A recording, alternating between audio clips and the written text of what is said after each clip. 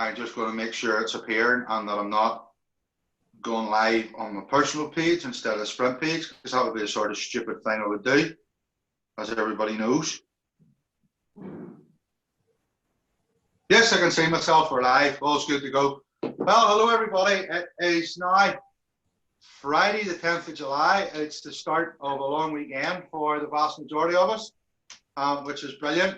From a personal perspective, it's great there's no motorsport tomorrow, because with working all week and not great weather, the lawns need cut, the hedges need cut, the trimming needs done, the car needs washed. There's a load of bits and pieces to do, so we'll have a piece to do that tomorrow. An interesting point, actually, when I was younger growing up, there used to be a great sprint event, always used to take place in this weekend, or even on the 12th day of July itself at Kirkeston. And it always used to be, from memory, a great event. It filled the gap that we currently have in the calendar, and next year, hopefully, it's going to be a reserve date. We'll be in and around the start of July, because I know there's big gaps in the championship, but we'll have to work around the dates that we're given. So that's just a piece of useless information for anybody that's interested. As usual tonight, I'm flashing the championship attire. As you can all see, it's there. And for those of you that don't know, I'd be surprised if you didn't know. You can purchase the championship attire through the shop on Blackwater Graphics' website. Blackwater Graphics does all our clothing range for us. But one thing that I can say that's very rare to me is I've never ever done an interview before wearing a clothing that has the interview's name splashed right across the middle of it. Now, those of you that can't see, look, I know you don't really want a close up of my tit, but there you go. SW Adair Tyres.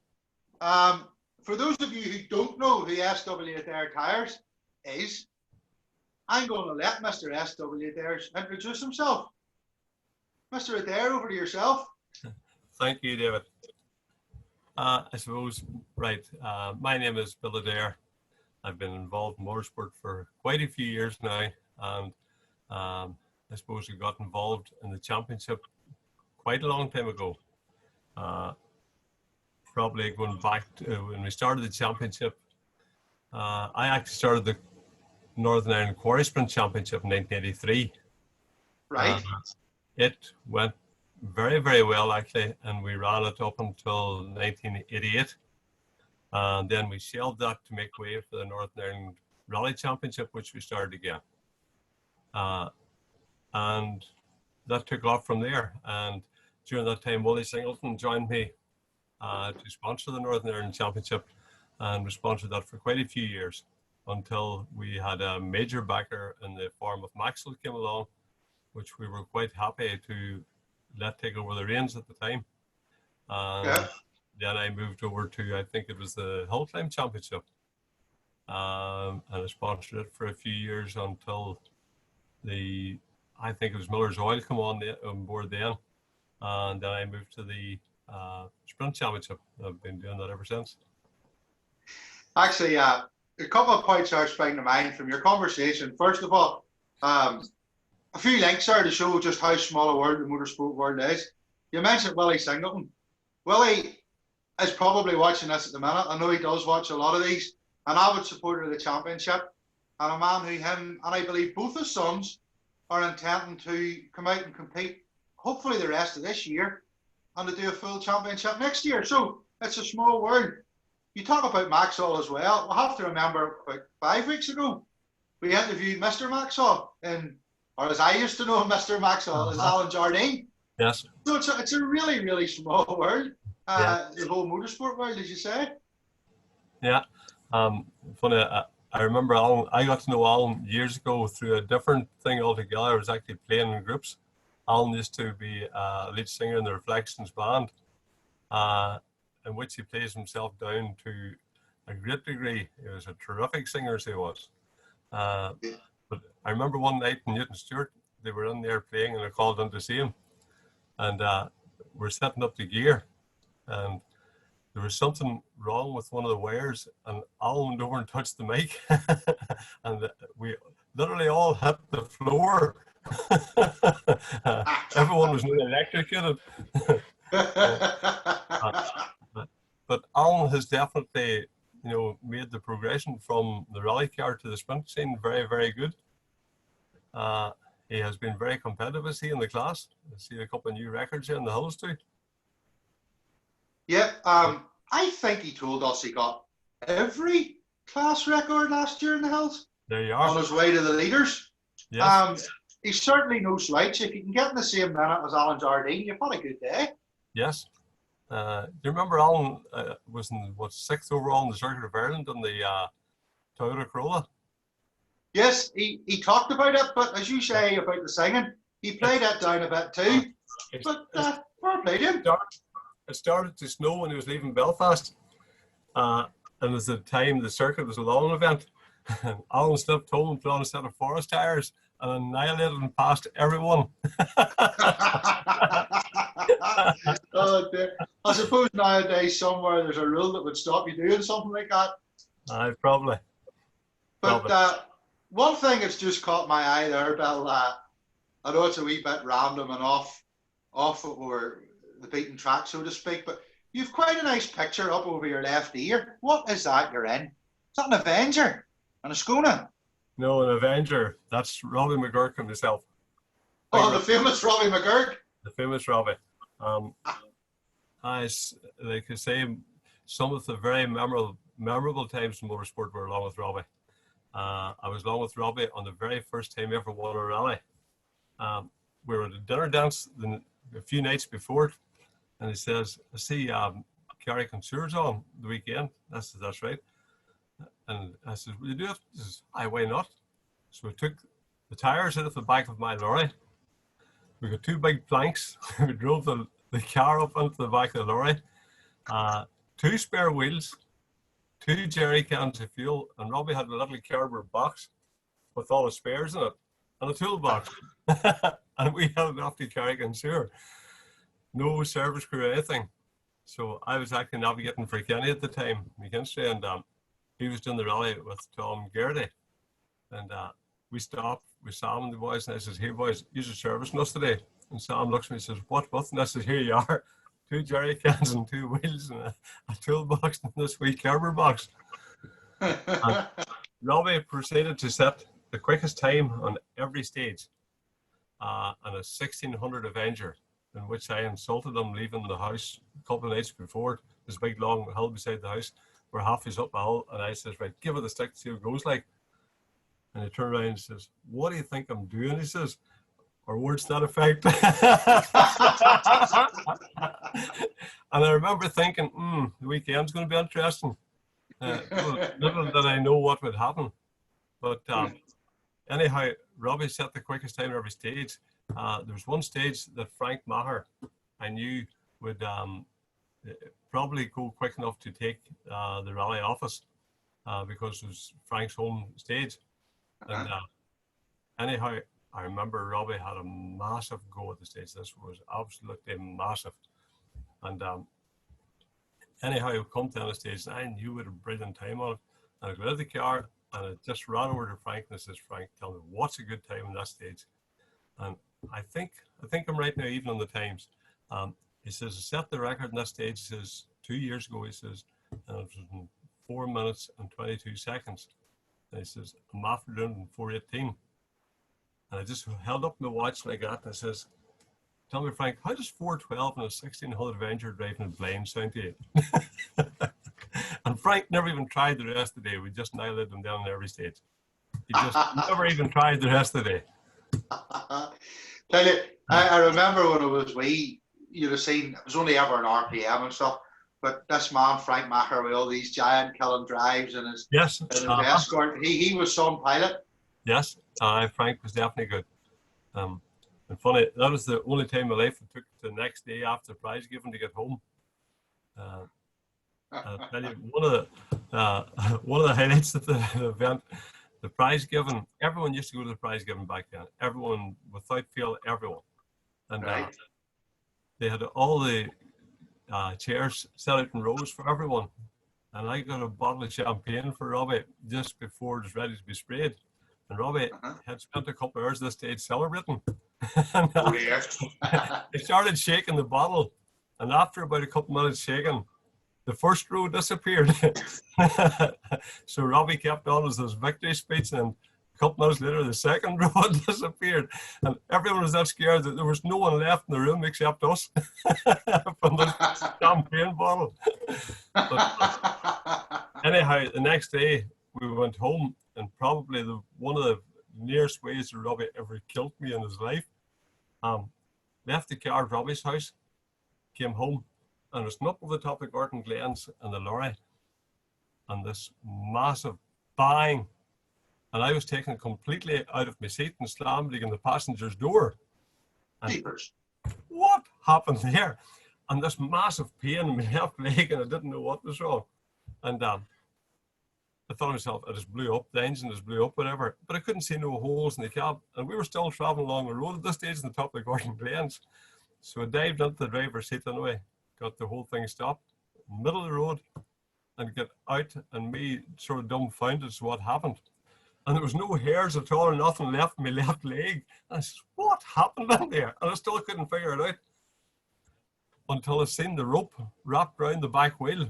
Whenever Robbie we left Robbie's house, Robbie opened the passenger's door and threw the big rope on that we tied the car in the back of the lorry with. And I was sitting with my foot in the end of it, around the middle of the coiled rope. Whenever it caught the back wheel, and they took me out the passenger's door.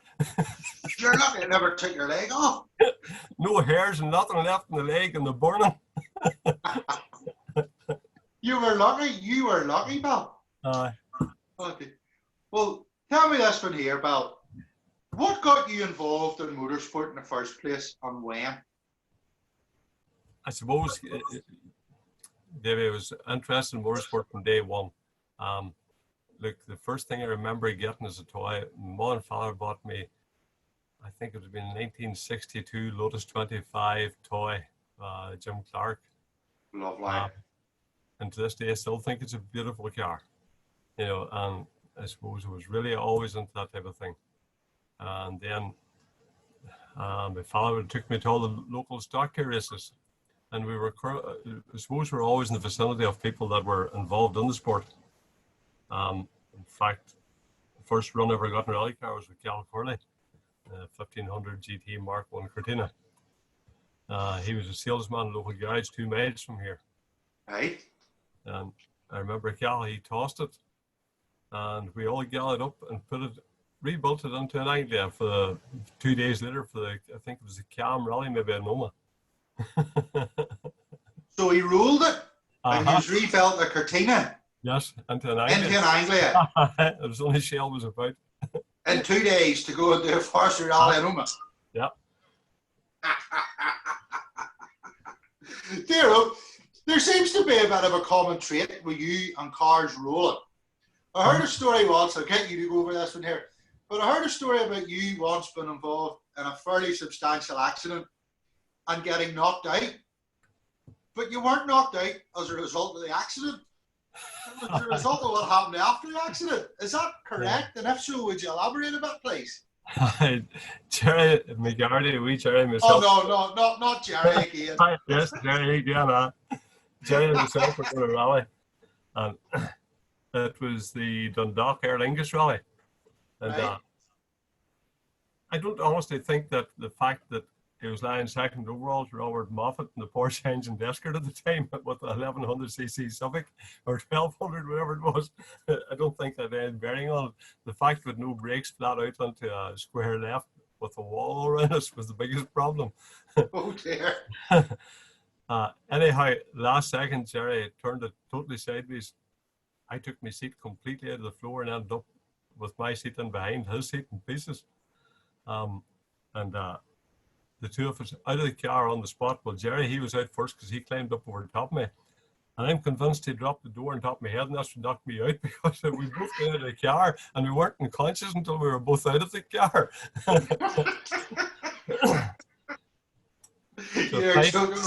And I'm not. Suffice to say, a couple of hours later, both of us come round in hospital in Dundalk.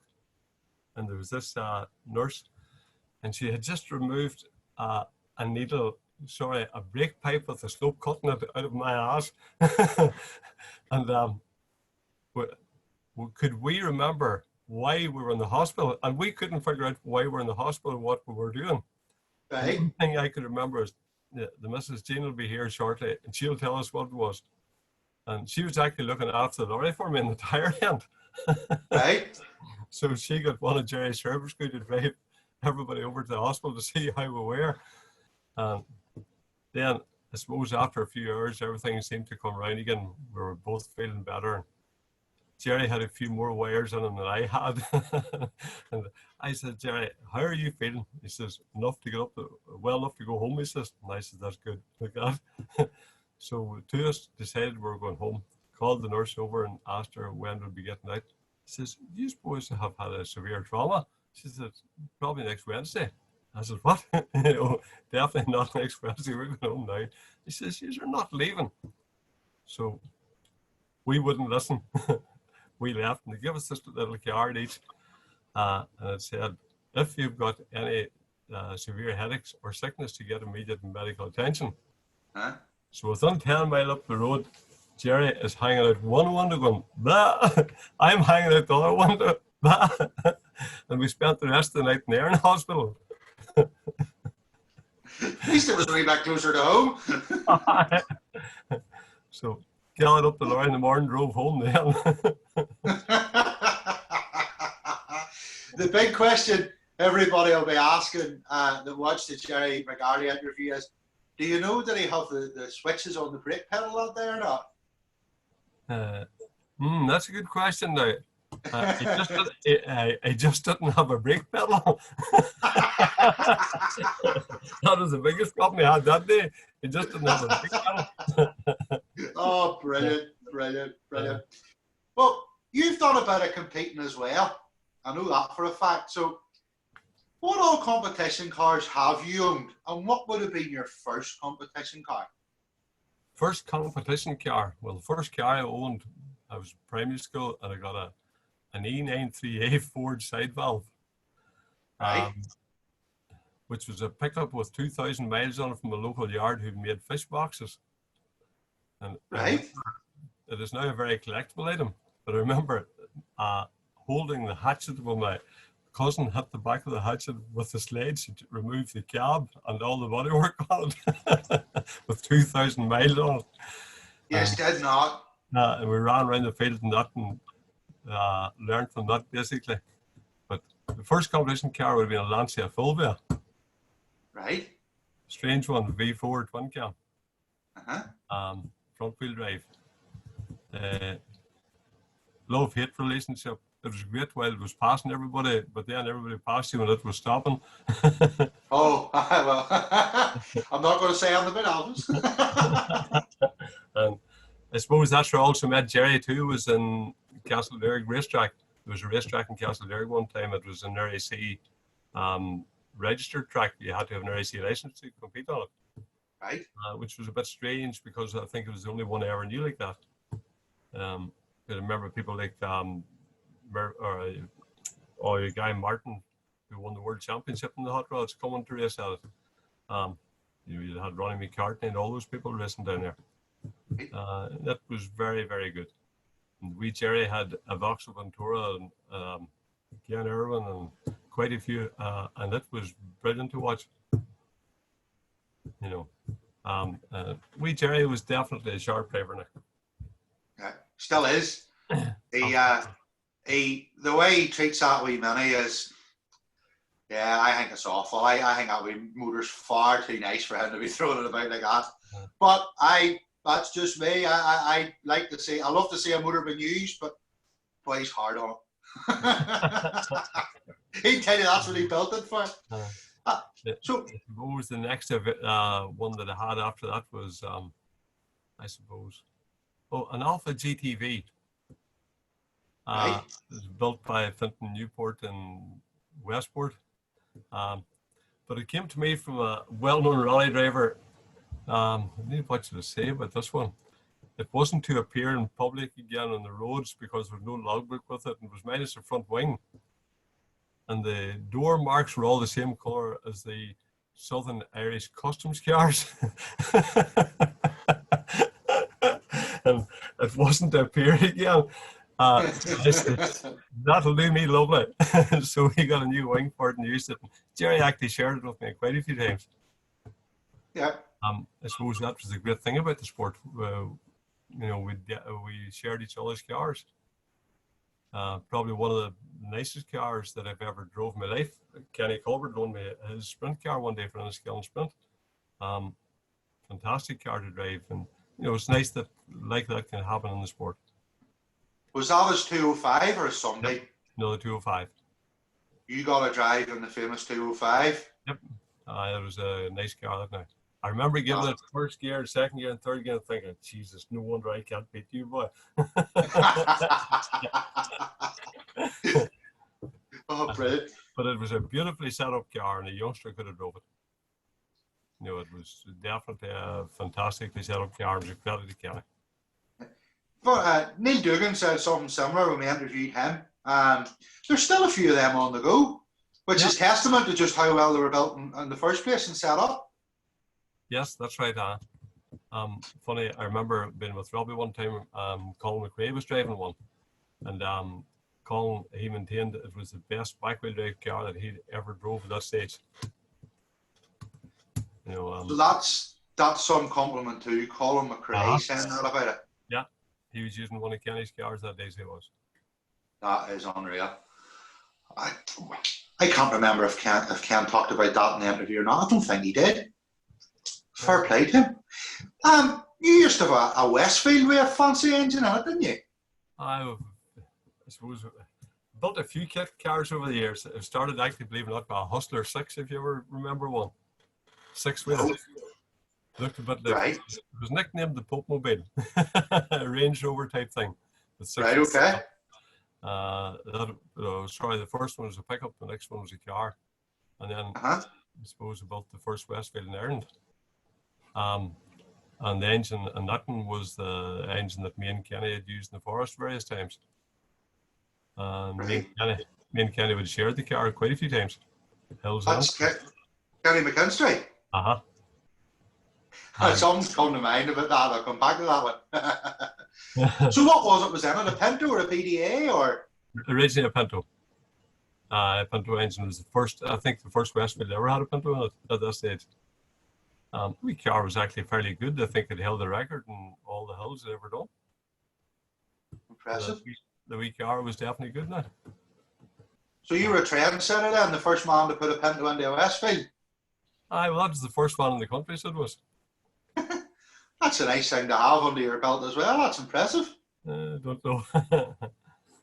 But no, that wee car was, but it was a fight the whole time driving it sort of thing. Complete opposite of Kenny's car. Right. But I remember, David, very shortly after I built it, I'd done 2 or 3 events, and I was really fighting the thing and having massive moments every event I went to. And I went through the crossroads in Craigantlet, and it was really out of shape. And I come to the end of it, and I remember Dennis was there, and I said, I was talking to Dennis on the way, and I said, Dennis, I'm fighting the piece out for this thing.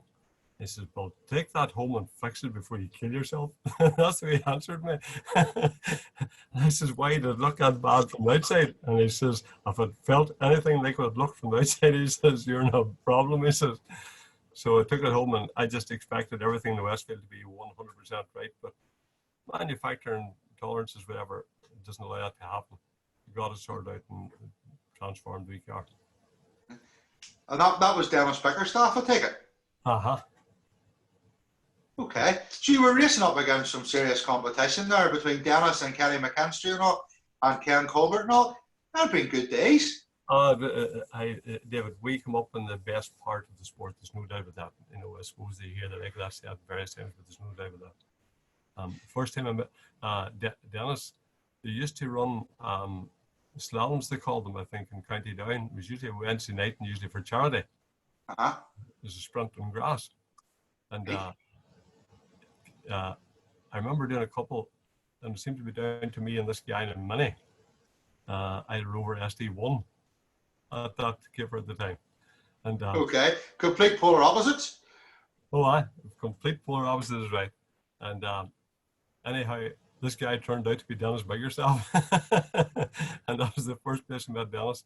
When I remember going to Dennis and the guys, all the stack of us went to rallycross in Aintree in Liverpool on the horse race course. Okay. It was probably one of the most fabulous weekends we ever had. It was just something that seemed to work and went well for everyone.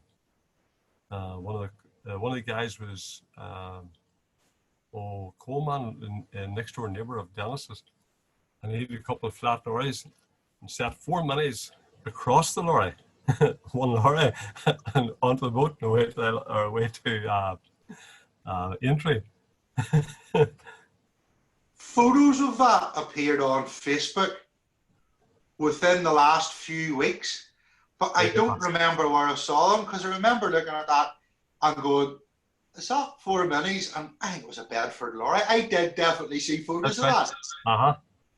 Oh, I definitely was. That was the start of the rallycross era here too.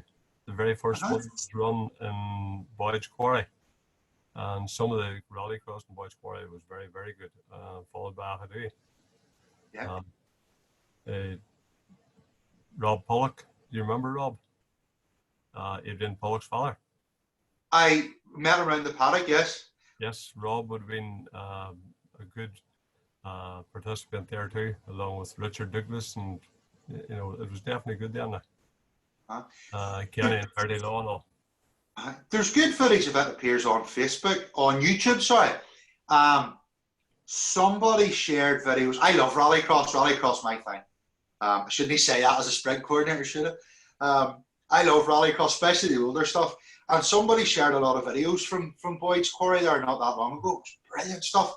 The Strains, David Strain, who competes now in the 205, in my class. That's right.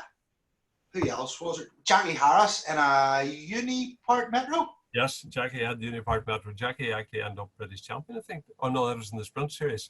Sorry, that was in the sprint series. It became the British sprint championship.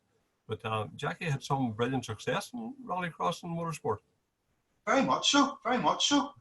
Trying to think who else would have been in it that would sprint well. Davy Francis would have been on some of the stuff. The two Pitlane lads. Davy Pitlane as well, yeah. Oh dear. David Francis, there's the name. David, do you see, whenever you think of all the people in motorsport, I suppose they come from every walk of life. And I suppose it's all about people. It's not so much the sport itself, it's about the atmosphere and the attitudes and the fun and the comradeship, or whatever way we want to put it. David and his whole family, just take a good stand back to the paddock and look at that.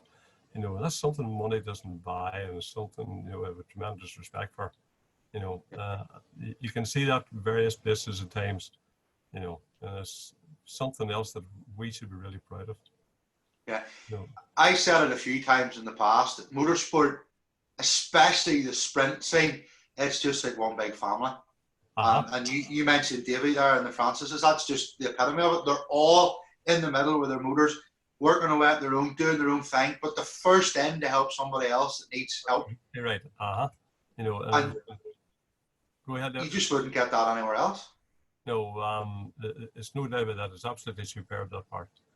I remember there was Gary White in Belfast and Rodney Stewart, and the three of us were in the same class, and I think the three of us finished in the same second point something on every run for a full season of sprints and hill climbs. Wow. Even thought wrong, you were gone. We kept each other spots in the service area. We lent each other anything. We even drove each other cars back down the hills and stuff. Absolutely superb, that part. And again, you make very good friends now. The best friends I've ever made in motorsport are my hardest competition. Yeah, I would be like that too. Gary Milligan, my biggest opposition, and Gary and I, very good friend. Johnny Strain as well. Johnny phones me. If you see Johnny's number on the phone, you know they are for 45 minutes minimum. Sturdy to see him. It's just, it's just a whole big friendly atmosphere, as you say, Brilliant, really, really good. Yeah, What cars were you driving then when you were up against Rodney Stewart and that would have Gary been the White? Westfield. That would have been the Westfield. Right.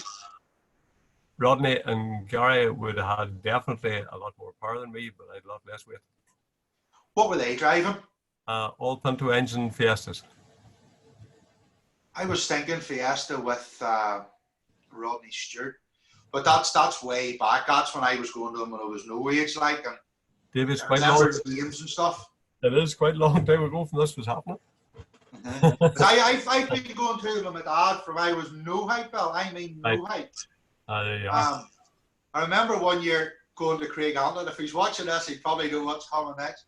One year going to Craig Antlet when it started away down, you know where we start now. You're halfway up the original hill. When it started away down the bottom, it was a Knockdown Speed weekend. That's exactly right. I remember that. Yeah. He made us these wee seats, and I think they just launched the Sapphire Cosworth. There was something about the Sapphire Cosworth Sierra, and the two of them sitting at the start line, all polished up. It was Knockdown. It was supposed to say Lindsay's Knockdown. That's why it was called the Knockdown Speed Weekend. But he had made us these wee seats to sit on the funny shaped crash bars inside the road, and the rain come on, and we sat in bin bags and watched it in bin bags with bin bags on us with the head ripped through to sit and enjoy it. And that one memory I'll not forget. Yeah. Brilliant. Craig Antlet's a great help. Oh, it's fabulous. It's high speed, and even going out onto the main road at the end of it, you think I could maybe have done that a bit quicker, although something tells you in your back of your head, maybe not. Well, there's a very famous man from Armagh in the Mark II Escort who tried to take it flat one night, and there's the onboard footage is on the spread page. He got away with it, but he had to watch the race suit. Well, not name him, but I know he's watching. He's probably sitting here laughing at me now, and I'll have expected my phone to ding in a message now. What do you see? Yeah. I remember going up the straight onto the square left after the crossroads, and Yep. you know the age-old Ford problem with the gear lever coming out in your hand? That happened. I got that there. And I done a wall of death around the bank.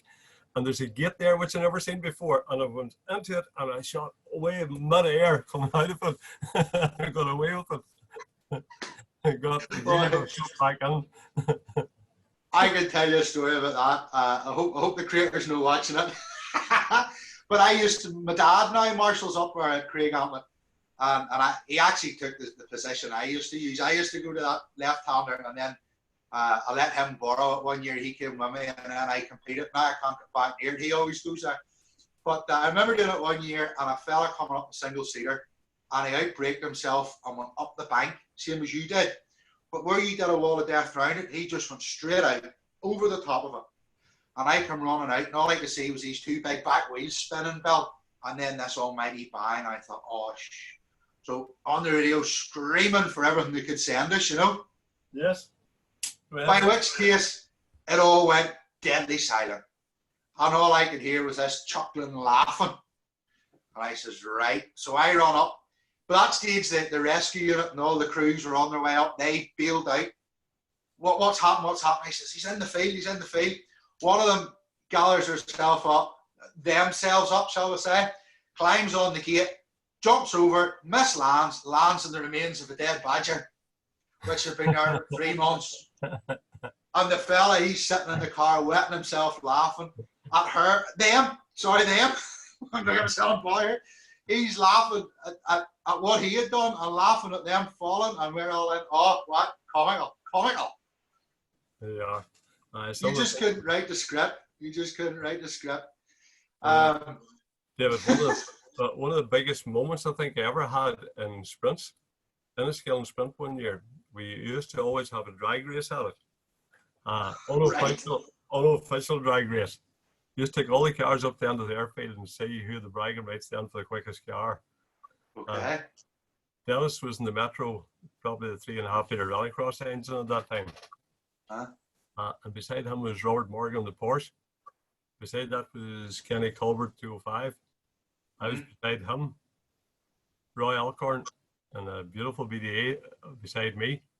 And Gary White beside that, and Rodney Stewart. Right. All up the runway together, flat out. So whatever Dennis done at the start line, he sort of half spun and disappeared off the scene. Right. Robert sort of pulled a wheelie in the Porsche and disappeared on us all. We never seen him after it. He just disappeared to the hill. So then it was Kenny by a fair bit. I was staying with him not too bad. They put it in top gear. But as soon as I put it in top gear, he started really stretching on me. And I remember looking down the rev counter just to make sure I wasn't going to bust it, sort of thing. I was looked up, bang. A stone come off Kenny's back wheel and hit me between the two eyes. And I was sitting at 118 miles an hour exactly what I was geared for. And I was sitting, shaking my head, trying to clear my head, sort of thing, and see. And when I got the eyes open, there was Kenny stopped right in front of me. And I remember going, as quick as that, you know, at that speed. I said, shit, that was close. Bang again. I got this massive bang on the head. I said, what was that? And I was pinned against the roll cage. There was a half cage in that Westfield. There was no front cage on it. Right. I was pinned against the roll cage. I actually went out onto the course where the guys were competing and took the ropes and all the barrels down the runway at 100 miles an hour. with my head pinned against the cage. Oh, talk about an eating we got about that. See, the following year at the driver's briefing, I was actually hiding out the steps. I would say so. Last ever drag race at that sprint. I wonder why. No, You had a wee fiesta as well, didn't you? that's actually, Phil, I would have done all my motorsport with really Desi Irwin. I went to school with Desi, a long time friend. Right. Desi would have been an exceptionally astute head on him as regarding mechanics or building anything.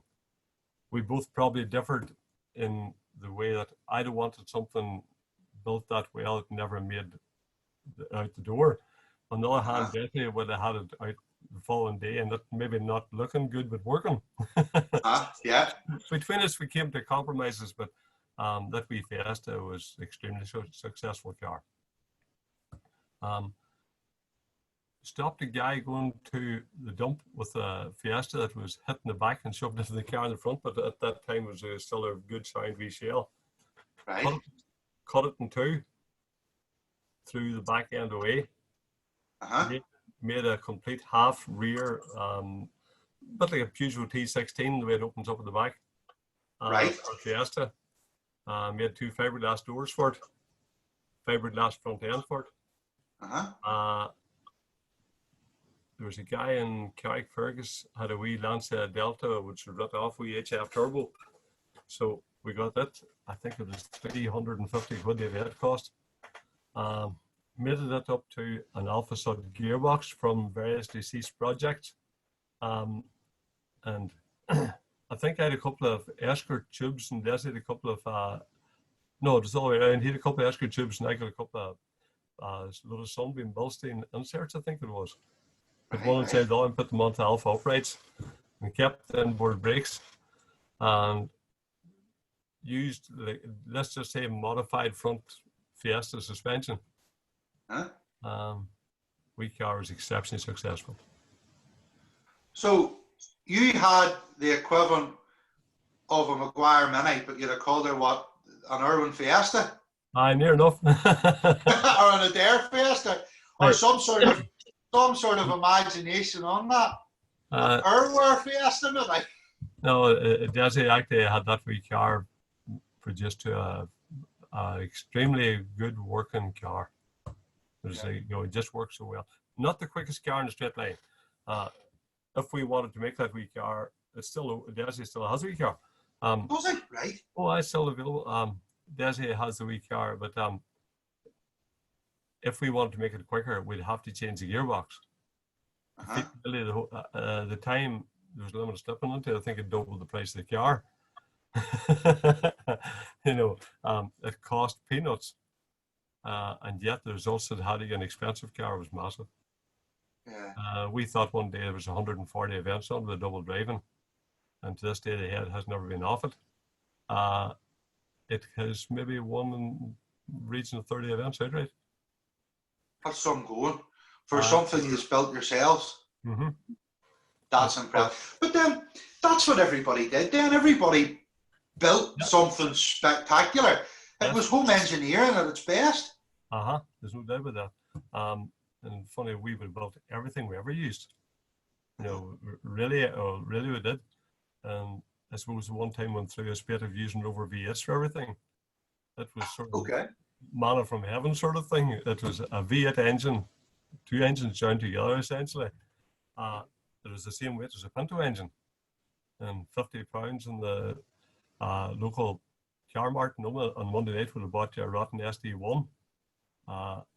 Take a set of extra SUs and put them on as a boxer manifold and weld them to each other across the V. And an H214 camshaft was about 105 quid or something at the time. You probably had 200 horse all day long sort of thing with spending 250, 300 quid. That's impressive. You couldn't do that now. Well, you know, that was definitely cheap power back then. You know, because I certainly wasn't getting anything like that out of that Westfield engine, which was a good Pinto engine at that stage. You know, okay, Pintos have moved on a long way since that, but also so was the money in them. Oh, that's true. That's true. Look at them when you see them advertised on the internet there. Pinto historic spec done 2 events, and it's maybe 20 grand. You're going, what? That's about the height of it, that's it. But we even used to keep a V8 engine without a crank in it, or rods, or pistons, or anything. So one person could stand with a rope around their neck and hold it there while the other person put it in place in whatever vehicle we're putting it into, and making a set of engine mountings for it. You had it well rehearsed. Yeah, that's the way it was done. That's brilliant. You know, that's what we lack a bit in the sport nowadays. It's all pre-made stuff and pre-bought. Like the days of people building their own motors that got from scratch are long gone. But actually, when the rules have changed. Yes, when I started this job, the first person that I ever knew that actually got a car really professionally built would have been Bertie Fisher. Competed against Bertie various times. But Bertie was the first person, he put his emphasis, as is done nowadays sort of thing, on his business. Bertie Fisher was an exceptional business person. And he just treated everything else as business sort of thing as he getting his car ready too. And he also always had the best car in the country. You know, obviously at a price. But Bertie put his time into his business rather than that. But then look at the success he had because of the way he did things as a driver, and then the success that came to the business as well. You know, they went hand in hand like a hand in glove. Yes, they did. Bertie was brilliant in both respects. He was as good in one way as he was the other. And he was, I've probably got to navigate for people who had at least or more talent than Bertie, but Bertie was so determined. Bertie was such a hard driver, you know, as regarding just pure effort. He was determined. And like his business, if Bertie said he wanted something at 3:30 on a Wednesday, there was no point going at 4 o'clock. You know, Bertie was like that. He was superb guy now. I've just had a thing that's come up. Dale Singleton, son of Willie that we were talking about earlier on. Yeah. It was all good, Willie, if you're watching and hadn't seen it, it was all good. Dale has come on and said that the photos of the minis on the back of the coal lorry that we were talking about was actually taken by Ian Linus. Were they? There you are. So I wonder, was it Ian's Facebook page I saw them on? Possibly, yes, because Ian did put stuff up. A lot of people were putting old photos up. I don't know if you noticed or not. No. COVID time, all these old historic photos were going up. And it was great. I was sitting, really enjoying it. And old footage. It was brilliant. I think maybe Ian went with us to entry. I think actually went to entry. Ian, so he did. That's that's probably just who it was, right? We stayed in the Atlantic Tower Hotel. There were 16 of us going into a lift, which was supposed to hold 8 people, and I was stuck on about the 8th or 9th floor. Okay, I'm sure the crack was good. Well, it was until within about 20 seconds, everybody realised this isn't going to last because people are going to pass out in here the way the temperature was rising. Oh dear. I remember my brother-in-law was beside me, and there was a young guy, nicely dressed with his cap and all on in the corner, looking after the lift, and a metal dustbin. And we actually lifted him up and down and flattened the dustbin with him on top of the dustbin. And prized it into the door and used everybody's hand to open the door and then lifted everyone up to the next floor. I bet you didn't stay there the next year. No, I don't think there was ever anything running since. You're talking about the entry for a rallycross. Do you reckon we could get a sprint round Down Royal? Hi, there you are. Why not? There you are. Give me some crack at some of them escorts up on the grass. You shouldn't say that. We'll get in trouble with that sort of thing, don't you? That's right. It could be like Lurgan Park. Oh dear, we're getting bored. I hope there's nobody from Down Royal watching. They'll not let us hear it now after saying things like that. Oh dear. So, tell me this one here, Bill. I've heard you talking about sprints, hills, slaloms, autocross, rallying, you driving and navigating.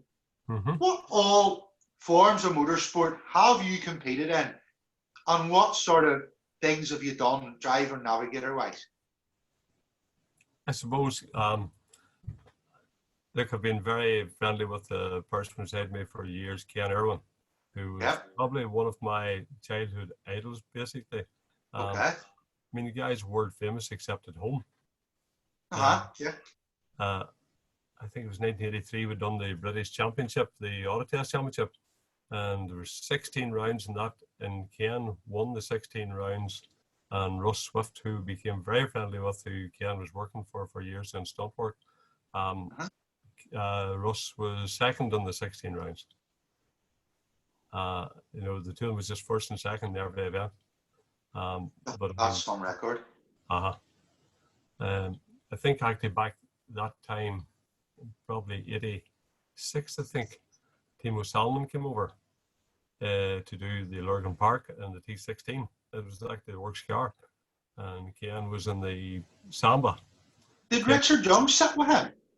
Was that the drive Richard was talking about? He sat with him and he hadn't driven it. The first time he drove the car was in a I was going to say a Tesco's, but in a supermarket car park. Yes, that's exactly right. I remember I was working for Timo, and I remember him saying, look, he says, I've had numerous different cars over the years on my timesheets, he says, but I've never had a Samba on my timesheet before. And he was actually the only person that beat Ken. Ken done 16 events in that car too. Right. He won 14 in outright overall. He got beaten in Lurgan Park by Mickey Finn and Timo Salmon in a Works Peugeot T16. Surprise, surprise. And I remember I was in the bushwhacker with Kenny McKinstry, and we had done the first loop of stages running number one on the road, and I couldn't get the times from the other navigators because we were sort of away by the time the wave was working, and I couldn't get the times. And went into the service area at the Mart in Kiln, and I was taking a look at all the times, and I was laughing to myself. We had just come out of Loch Braden, and Kenny says, what do you think? I says, I think we're leading the rally, but I'll be looking Ken Irwin's times. And Kenny, he says, look, Billy, says, there's nobody in this country that admires Ken Irwin's ability to drive. He says, but he's in a Samba basis, and he's certainly not beating that. And I just totted up the stuff and I handed it across to Kenny on the way back up the road and said, hey, boy, take a look at that there. Speedy was leading the rally and we were second. And he continued to lead the rally until the stone got beneath the timing belt and went off the timing, but he actually got away with it. Right. And he put a time belt on it that night and went to another event the next day and won it. That's unreal. That's unreal. You know.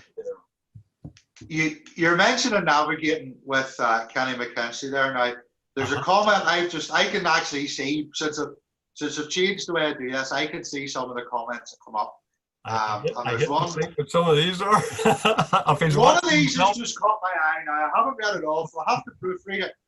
But I know with the source of it that it's going to be dead on. Just bear with me a wee second here. I flick this forward. It's come from Gordon. If somebody else would comment, it would be the next one up and I could read it. Gordon Noble Yes. has asked, who was the best driver Bill co-drive for? Picture of McGurk in the background and Northern Ireland champion with McKinstry. So Gordon wants to know who was the best driver you co-drive for. Do you know something? Under the circumstances, I think I'll revert to a problem like I had like this one time before. It was in Portlace. There was one of Robert Moffat's service crew. This was 2 o'clock in the morning now. It was before the rally. Kenny's whole service crew was there, and so was Bertie's whole service crew. This guy comes over and put his arm around my head, and he says, right there, he says, you can run with both these boys. Who's the best driver? And the whole place, you wouldn't hear your ears until he asked me the question, and the whole place went dead quiet. And I thought, how am I going to get this? Think. And I just turned around and says, will I tell you, says, those two guys were competing at Moffat's Quarry a couple of weeks ago, and I was there. And I said, they weren't even near me, so I would think that, seeing as I'm only a tire fitter, neither two can drive.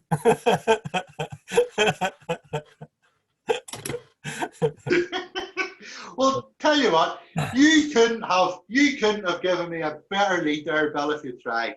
Because the next question I had written down, I'll read you the question, we'll talk about it. The next question I had written down here for you was, how did you get started in the motorsport tyres trade? So you really led yourself into that one there. Well, what came first, the driving or the tyre trade? And how did they come about? When I started work originally, again, small world, I took a job in the drawing office in John Finley's. That's where I am by trade, believe it or not. Right. Served my time in the drawing office. And I got to know John Finley extremely well, a man who I had the utmost respect for, and he was a good friend. But as it materialized years and years later, it was Kenny Colbert's job I got. Oh dear. Kenny, he had left at the time. And right. I actually took Kenny's job. Kenny left to set up on his own. Right. And I didn't realize it was actually his place that I was sort of taking. But anyhow, I'd have been Stephen's really instigation into rallying, Stephen Finley. And okay. I remember Stephen, I would have had some odd cars, and at the time, I remember Stephen, he once told Malcolm Wilson rang me about it. He says, he says, that you took him sideways for 10 miles one time. I says, he says, that's impossible, Stephen. He says, it can't be done. Stephen says, I went 10 miles sideways with him, he says, it was snowing really heavy. And have you ever seen a bond bug? A what, sorry? A bond bug. No. It's like a triangle shaped wee car, one wheel in the front. Right. And there's a wee bond bug engine, or a wee Reliant engine in it. Okay. There was 2 ruts in the road from Gorton to Oma.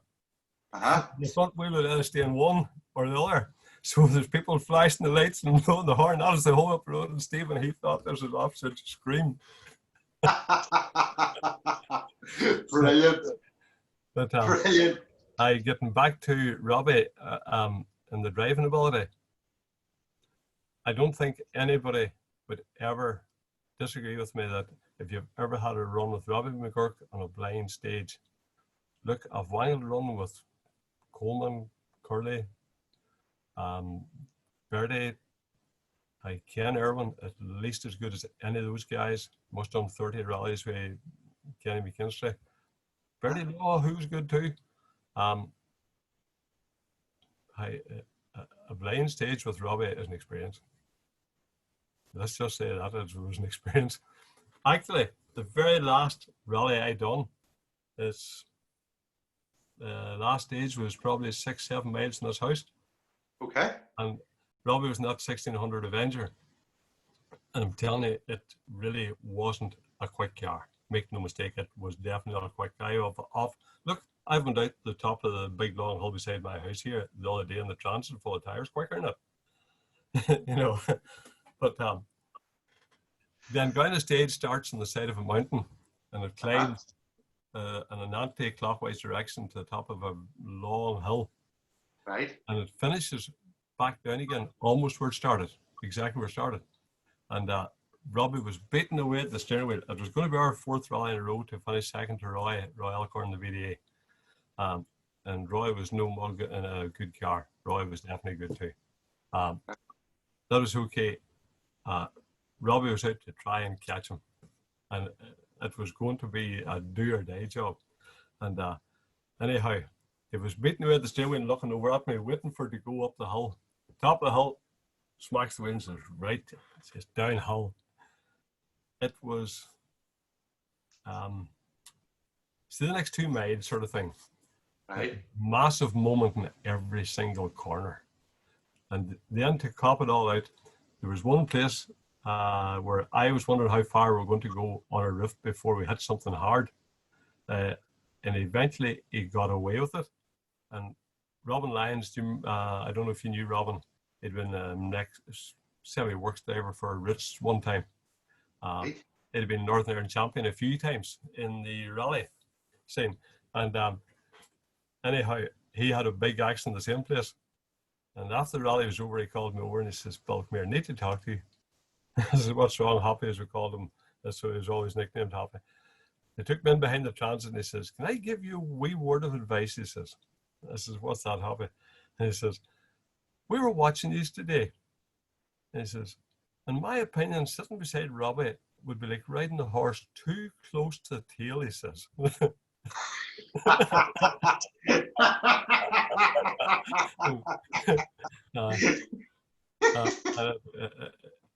It's a statement to always remember.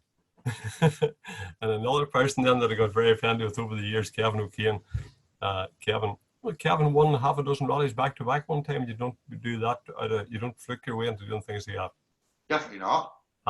Kevin won half a dozen forest rallies back to back, but I'd been around with Kevin usually once a month with him, whatever. And we'd have been analysing the entire country about who was going hard and all the rest of it. And just after that one, Kevin had seen us, and let's just say he wasn't quite as polite as Robin about sitting with Robbie. But no, I thought Hobby's statement was a nice one, but right, it's riding the horse too close to the tail. And that's the last rally I ever navigated in. How come you stopped? You just to be honest, changed the scene, or? No, the business we're out every weekend, and I was having to get someone to take my place to do anything. Yeah. So how long have you been doing the tires then? 1978. And did you always do motorsport tires, or did you start with road tires and then sort of merge in? I actually done both together from the very start, really. Right. I seen an opening, there was no one doing the like this. I was actually the first private here in the UK to do this. Okay. There was a guy in England, funny, I was talking to him the other night on the phone, he's living in America now, Jim Philwood. He started up about the same time over in Birmingham. But he was the other person that started the first privateer to do it. Before that, the only thing he got would have been done up on a major rally, or maybe actually a good year back then. Whenever I started up, I brought in a tire called Cleaver. And the first thing I did, Cleaver, or Clever. You see them on tractors and plough machinery, don't you? Yeah, that's right. Well, what actually happened there, Mitchell bought them over and shut down their competition department. I think they thought there's no point competing with themselves. But I suppose ran the Cleaver 4 or 5 years probably. But the first thing I done with there was got Bertie on them. And once people seen Bertie on them, that was that sort of thing. They were really made, but they were the first radial tire as well. Right.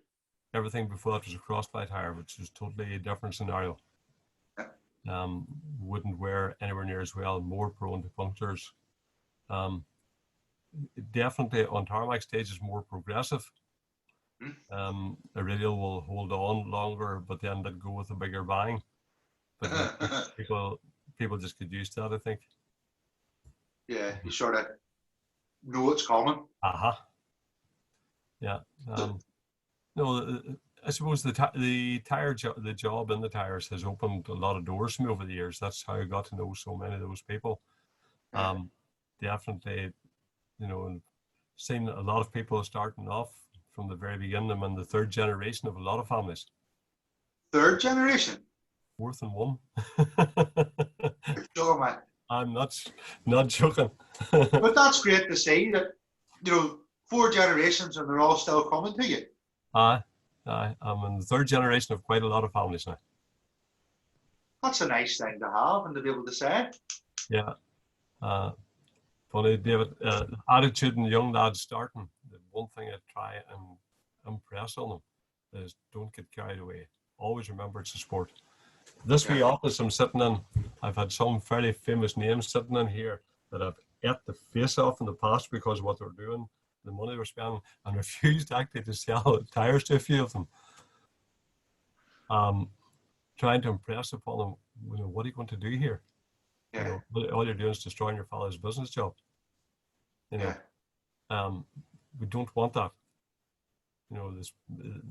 If you want the sport, you want the sport.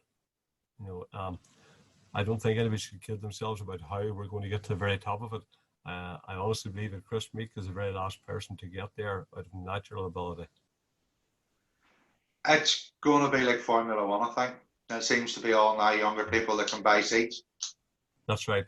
Now, I know a couple of people that I've worked for in the past have had 6, 7, 8 million pounds spent on them to get to the World Championship level, and that's it's an absurd amount of money.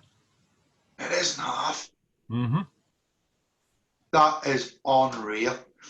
Well, one question I've asked here, I had written down, you talk about having lots of people in with you.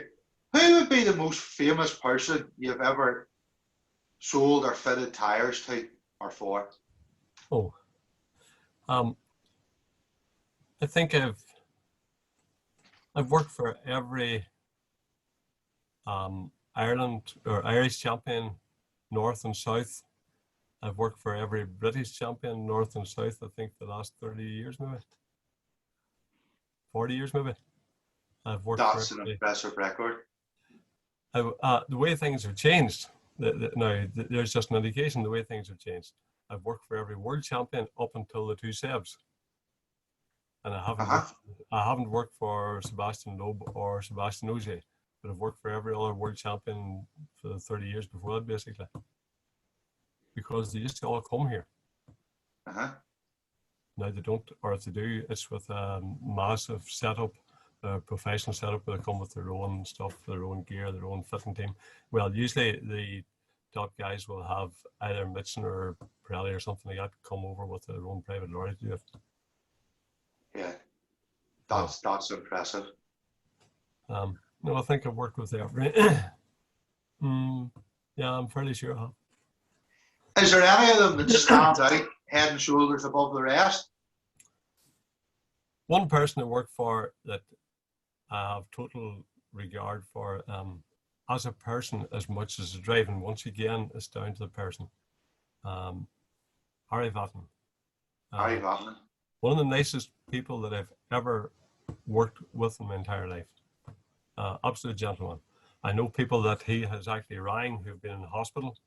I know people he's flew to see that were in hospital. Exceptionally thoughtful person. Exceptional. Funny, I remember Robbie and myself and a fellow, Noel Alexander, who used to navigate for and build Kevin O'Kane's car. We were servicing their AC one year. And Ari had wrecked the car halfway through the event. And after the event was over, we sort of snuck our way into the prize giving, which we were not supposed to be anywhere near. Now, this was definitely a starchy affair, want a better description. There was a full fanfare for each person going onto the stage for their award. It was phenomenally well done. But anyhow, we were trying to remain incognito up in the back of the place. And Ari comes in after the whole thing has started, sees us up in the back, and I'd worked from Donegal, and nobody comes and plops himself down the middle of us. And the fun and the hashing and all the rest of it was massive, and the fun with them was on. And only because it was Ari Batten, we were definitely through out. Blew your cover. But only because it was him, we were definitely through out of the place. You know. Oh, brilliant.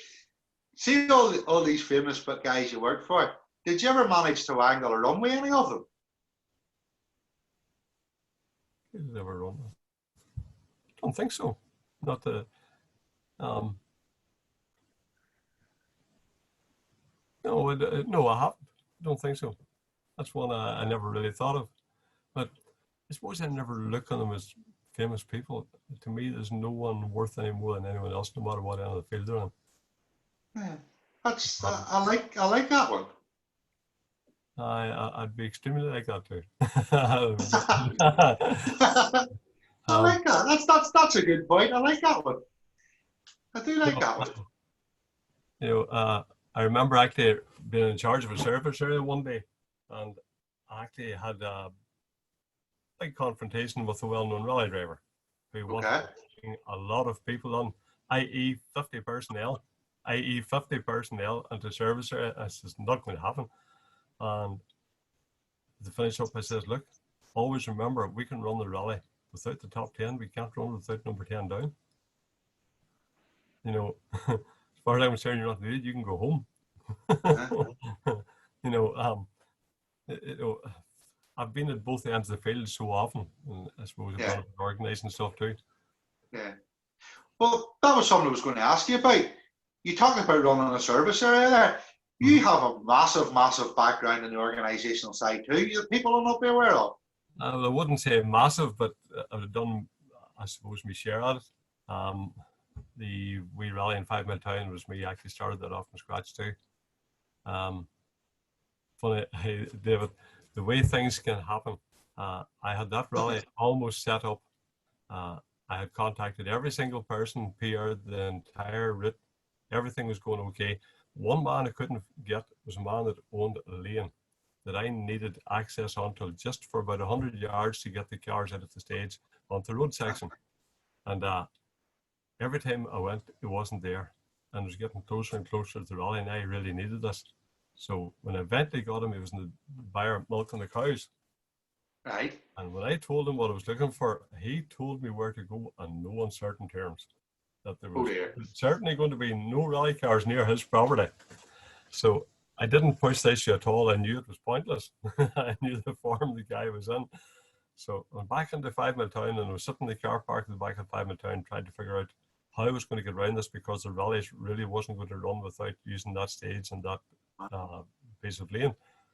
And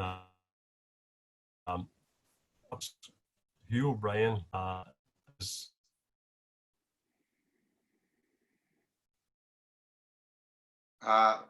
Bill is frozen here.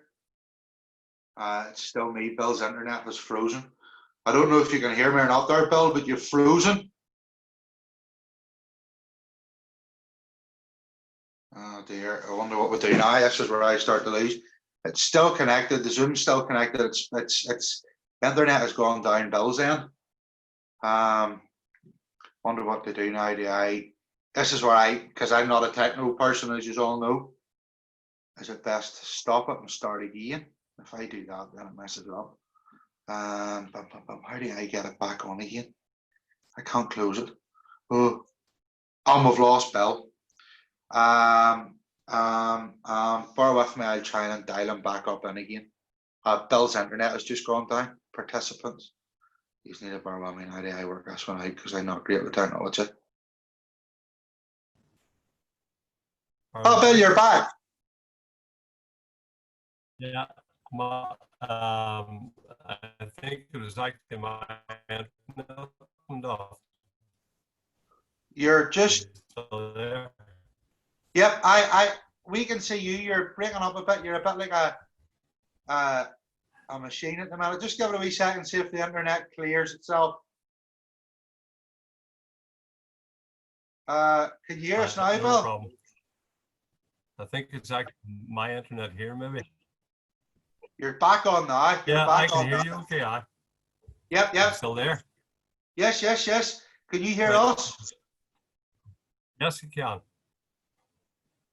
Okay. Can you hear me? Where were we? We got lost. You were sitting in a car park in a 5-mile town. I noticed Flint McCullough. He's a local vet there, and he navigated for Hugh O'Brien. Okay. And asked him, look, do you know this guy? And I told him his name. This is a big Shirley. And I told him what the score was. He says, well, hop on here, man, to see this. So I get in beside him in his wee Fiesta van at the time he was using for his vet's job. And out we go to the guy who was still in the bar. And Flint says to him, he says, what do I hear about you saying there's going to be no rally down here? And the guy says, you're right. He says, there's not. Absolutely not. And Flint says, well, I tell you, he says, how would you like to be without a vet for the next 50 years for within a 50-mile radius of here? He says, because I'll make sure that there's not one of them come near you. And the boy looks at me and says, you wouldn't do that. And he says, you try me, he says. And he says, you've been fucking with the eye. He says, you try me. But you know something, I even got me tea in that man's house after it. That's the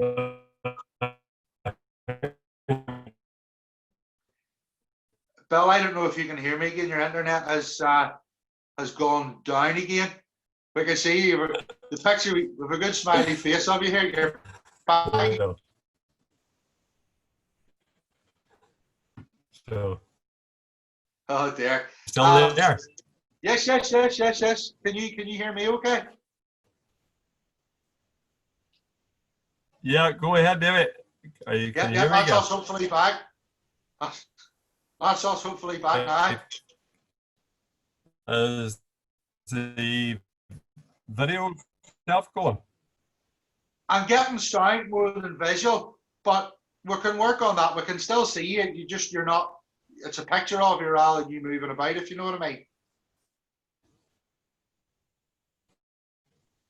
What has happened? And there's the door opening. When we get it. Yeah. Bill's getting some technical advice here too. Are you still there? Yes, yes. That's about the head of it there. Yes. We need to get John Donnelly, the BT man, in there to sort that out. John was telling us at the start he was BT. We need to get John in to sort your internet out. Yeah. Funny, I remember you're talking about John. I remember me and Kenny, we used the car at Spelgadam Hull time, the wee Westfield. Okay. That was Kenny's original engine. And we weren't happy with the car high up in the revs. It really wasn't just right. Right. It wasn't bad at all. You know, it still actually got its class that day again, but it still wasn't right. And I remember dropping it off at John Donnelly's, and John up at that music. It's just not right. There's something not right with it. So that was okay. I went back up to John's, but a fortnight after it was going. Remember trying to start it and knock all it, and I flooded it. I thought, what's wrong here? So I went and got a new set of plugs and fit them in it. And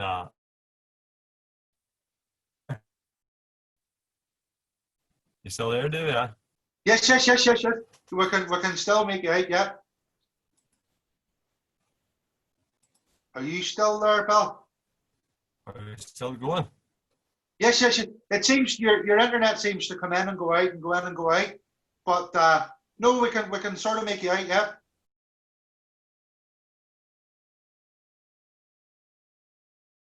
And Bill is frozen. Are you still there, Bill? Can you hear us?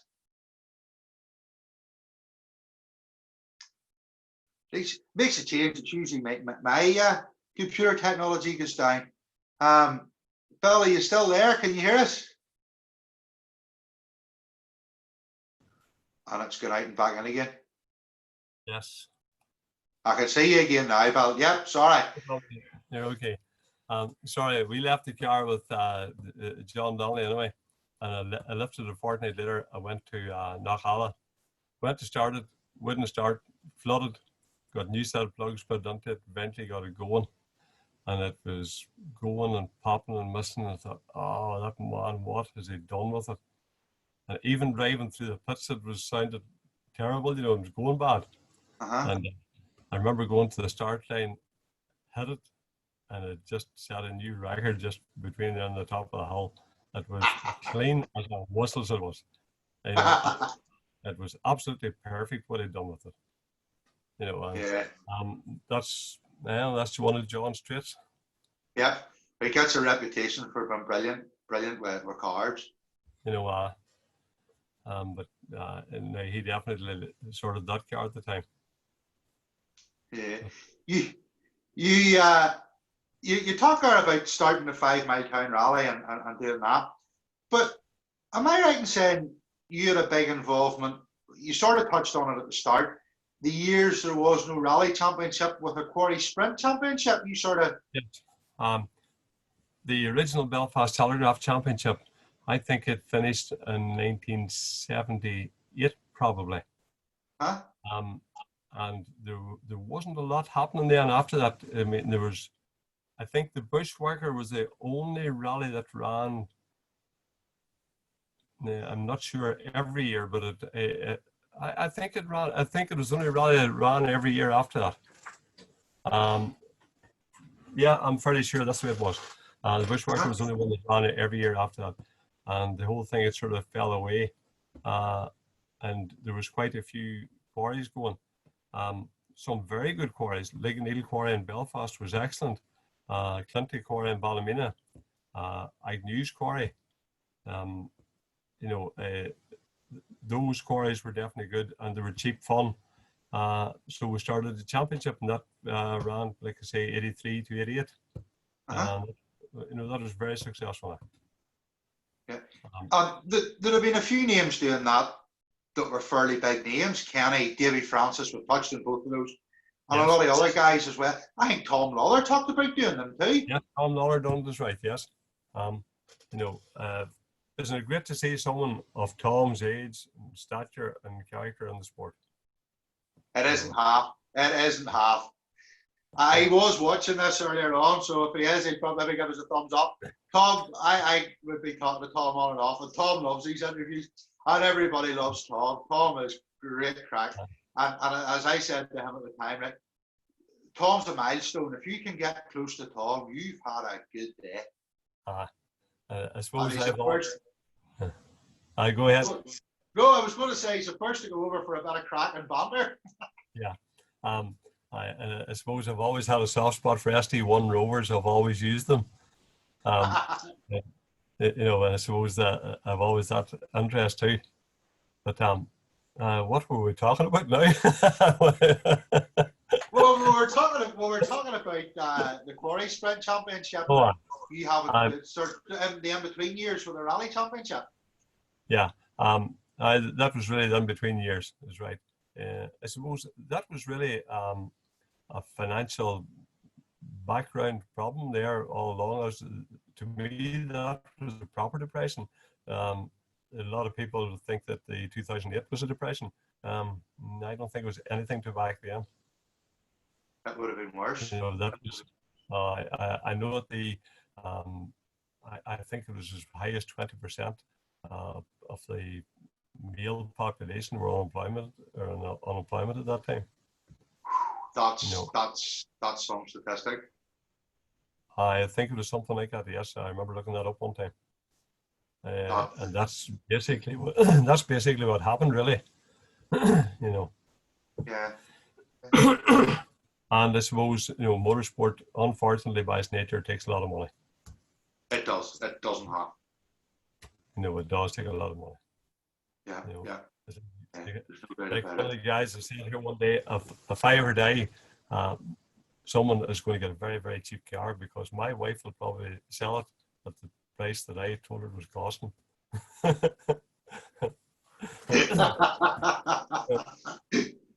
Yep. There'll be a lot of people sitting in there out watching that. So I can't even speak. there'll be a lot of people sitting out there watching this shaking their heads in agreement with their wives looking at them going, what? Oh, Clinton McGrady sat here at the start of this year and told me an excellent one about himself. He said his mother walked in one day and asked him how much his escort was worth. And he says, his mother's a 40-year-old car, so it's worth too much. And she says, really, Clinton, I've just been in the Spa or VG, wherever it was, and there was two guys standing there talking all about your car and the price of every single part in it.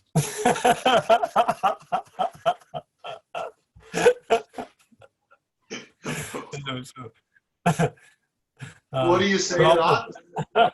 What do you say to that was right that? Oh, brilliant, brilliant, brilliant. Well, you're talking about the price of stuff in sort of comparative terms. Would tires be any more expensive or any less now than they would have been back then in terms of your overall budget, or is that sort of remain? Well, just out of curiosity. It's a big part of the budget. It's probably a bigger part of the budget than it was then, maybe. Guys simply wouldn't have used that amount back then. They wouldn't have the choices back then that they have now. Yeah. First set of rally tires I sold to was Royal Alcorn. And I can remember Roy's fronts were £74.50 each, and the backs were £78.50 each. That's when 40, 45 quid was a good week's wages. Okay. You know, so in comparison, if you can do that, you know, in comparison, a gallon of petrol was probably £1 a gallon. There was definitely no more. It mightn't have been that. I would look at that and say that they're on a comparative scale and maybe now wouldn't be as expensive as they were then. Yes, you could say that, but they just simply use that many more. True. They simply use that many more than that many more wheels. I remember looking after Jimmy McRae and Russell Brooks in the circuit one year, and they were driving the Boleyn Catini cars, the two first Opel Asconas, and I had a Fiat van at the time. A picture of it appeared on the internet there lately too, you see, with a roof rack on it. And I used to be fit to get the full of a CF Bedford on the roof rack.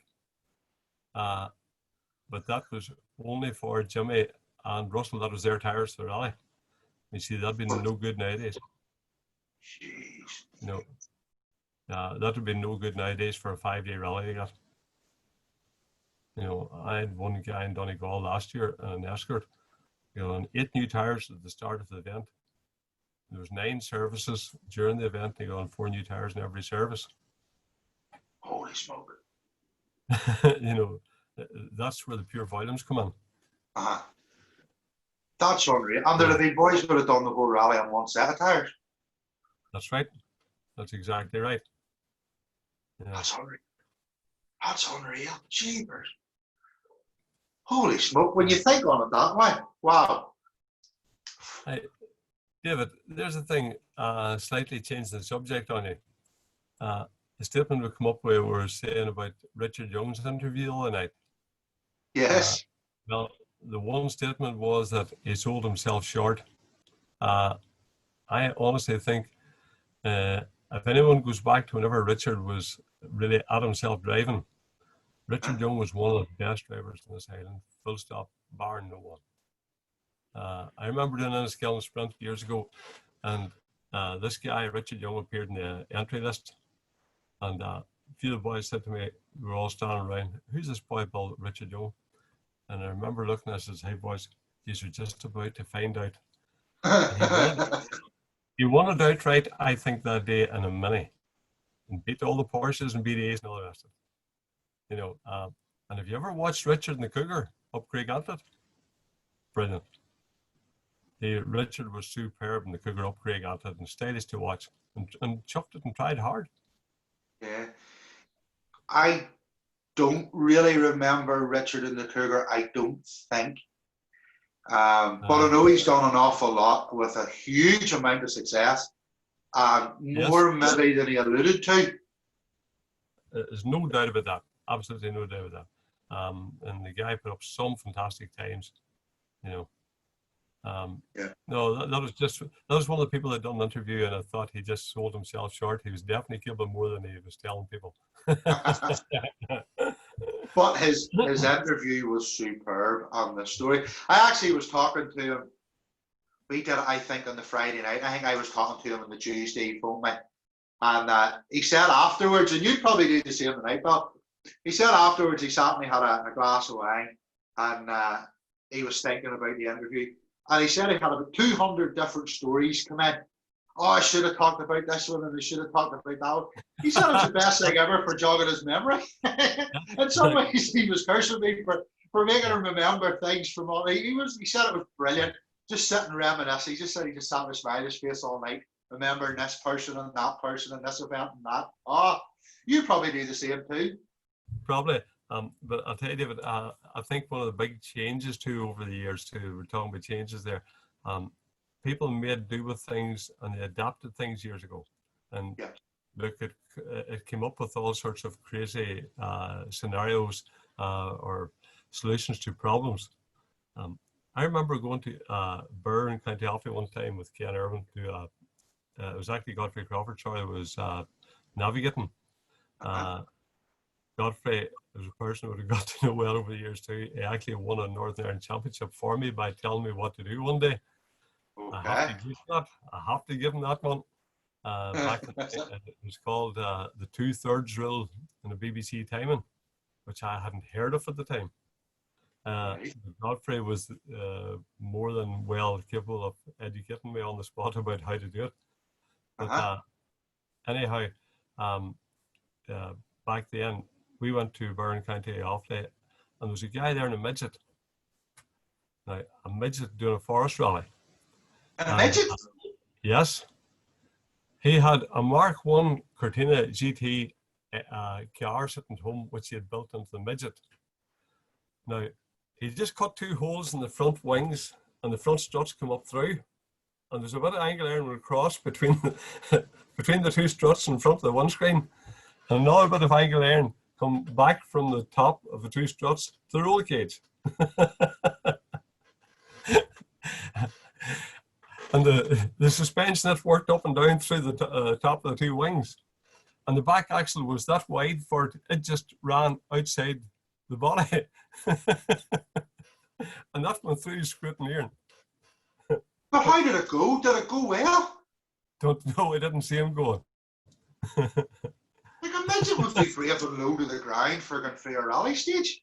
It would, well, You need to make sure you have a good cushion to sit on. This was a Cortina, I suppose, the end of the day. Oh, brilliant. Brilliant. But you talk about all the different events and stuff you've done. Have you worked on any, what I would class as world famous events? Don't think so, David. No, well, RAC rally, but that's all. Right. No, not really. It's been local 99% of the time. Yeah. But we went and watched a few things and stuff, but that's it. Aye. Well, of all the events you've been to, now both working and as a spectator and a driver, so that I know that's maybe a huge question to ask, if it is, apologies. But of all the events you've been to, what's your favourite event and why?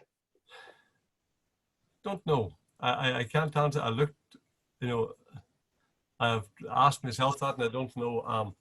I think going to the Race of Champions to watch it was superb as it was. It was in London and Wembley Stadium one year and we went to watch it. And I think it was the only weekend we had off that year. We ended up going to watch motorsport. But it was definitely great to watch. It was a real spectator event now. Yes, very, very, very good. Funny, David, the one thing I'd never seen before that day was we come out of the stadium that day and there was mounted police there everywhere. And it took us all by surprise. Again, in motorsport, you don't ever be sort of tagged with that idea that we're going to be hooligans as such and raise rows and stuff. And it's something we take it for granted doesn't happen in the sport. No. there might be a few hooligans in the sport, but they're not hooligans. When you see me getting lynched for that remark? I suppose I've worked at the British Grand Prix before now and things like that. But did you? The last time I went to the British Grand Prix, I went officially as a stunt driver. Russ Swift.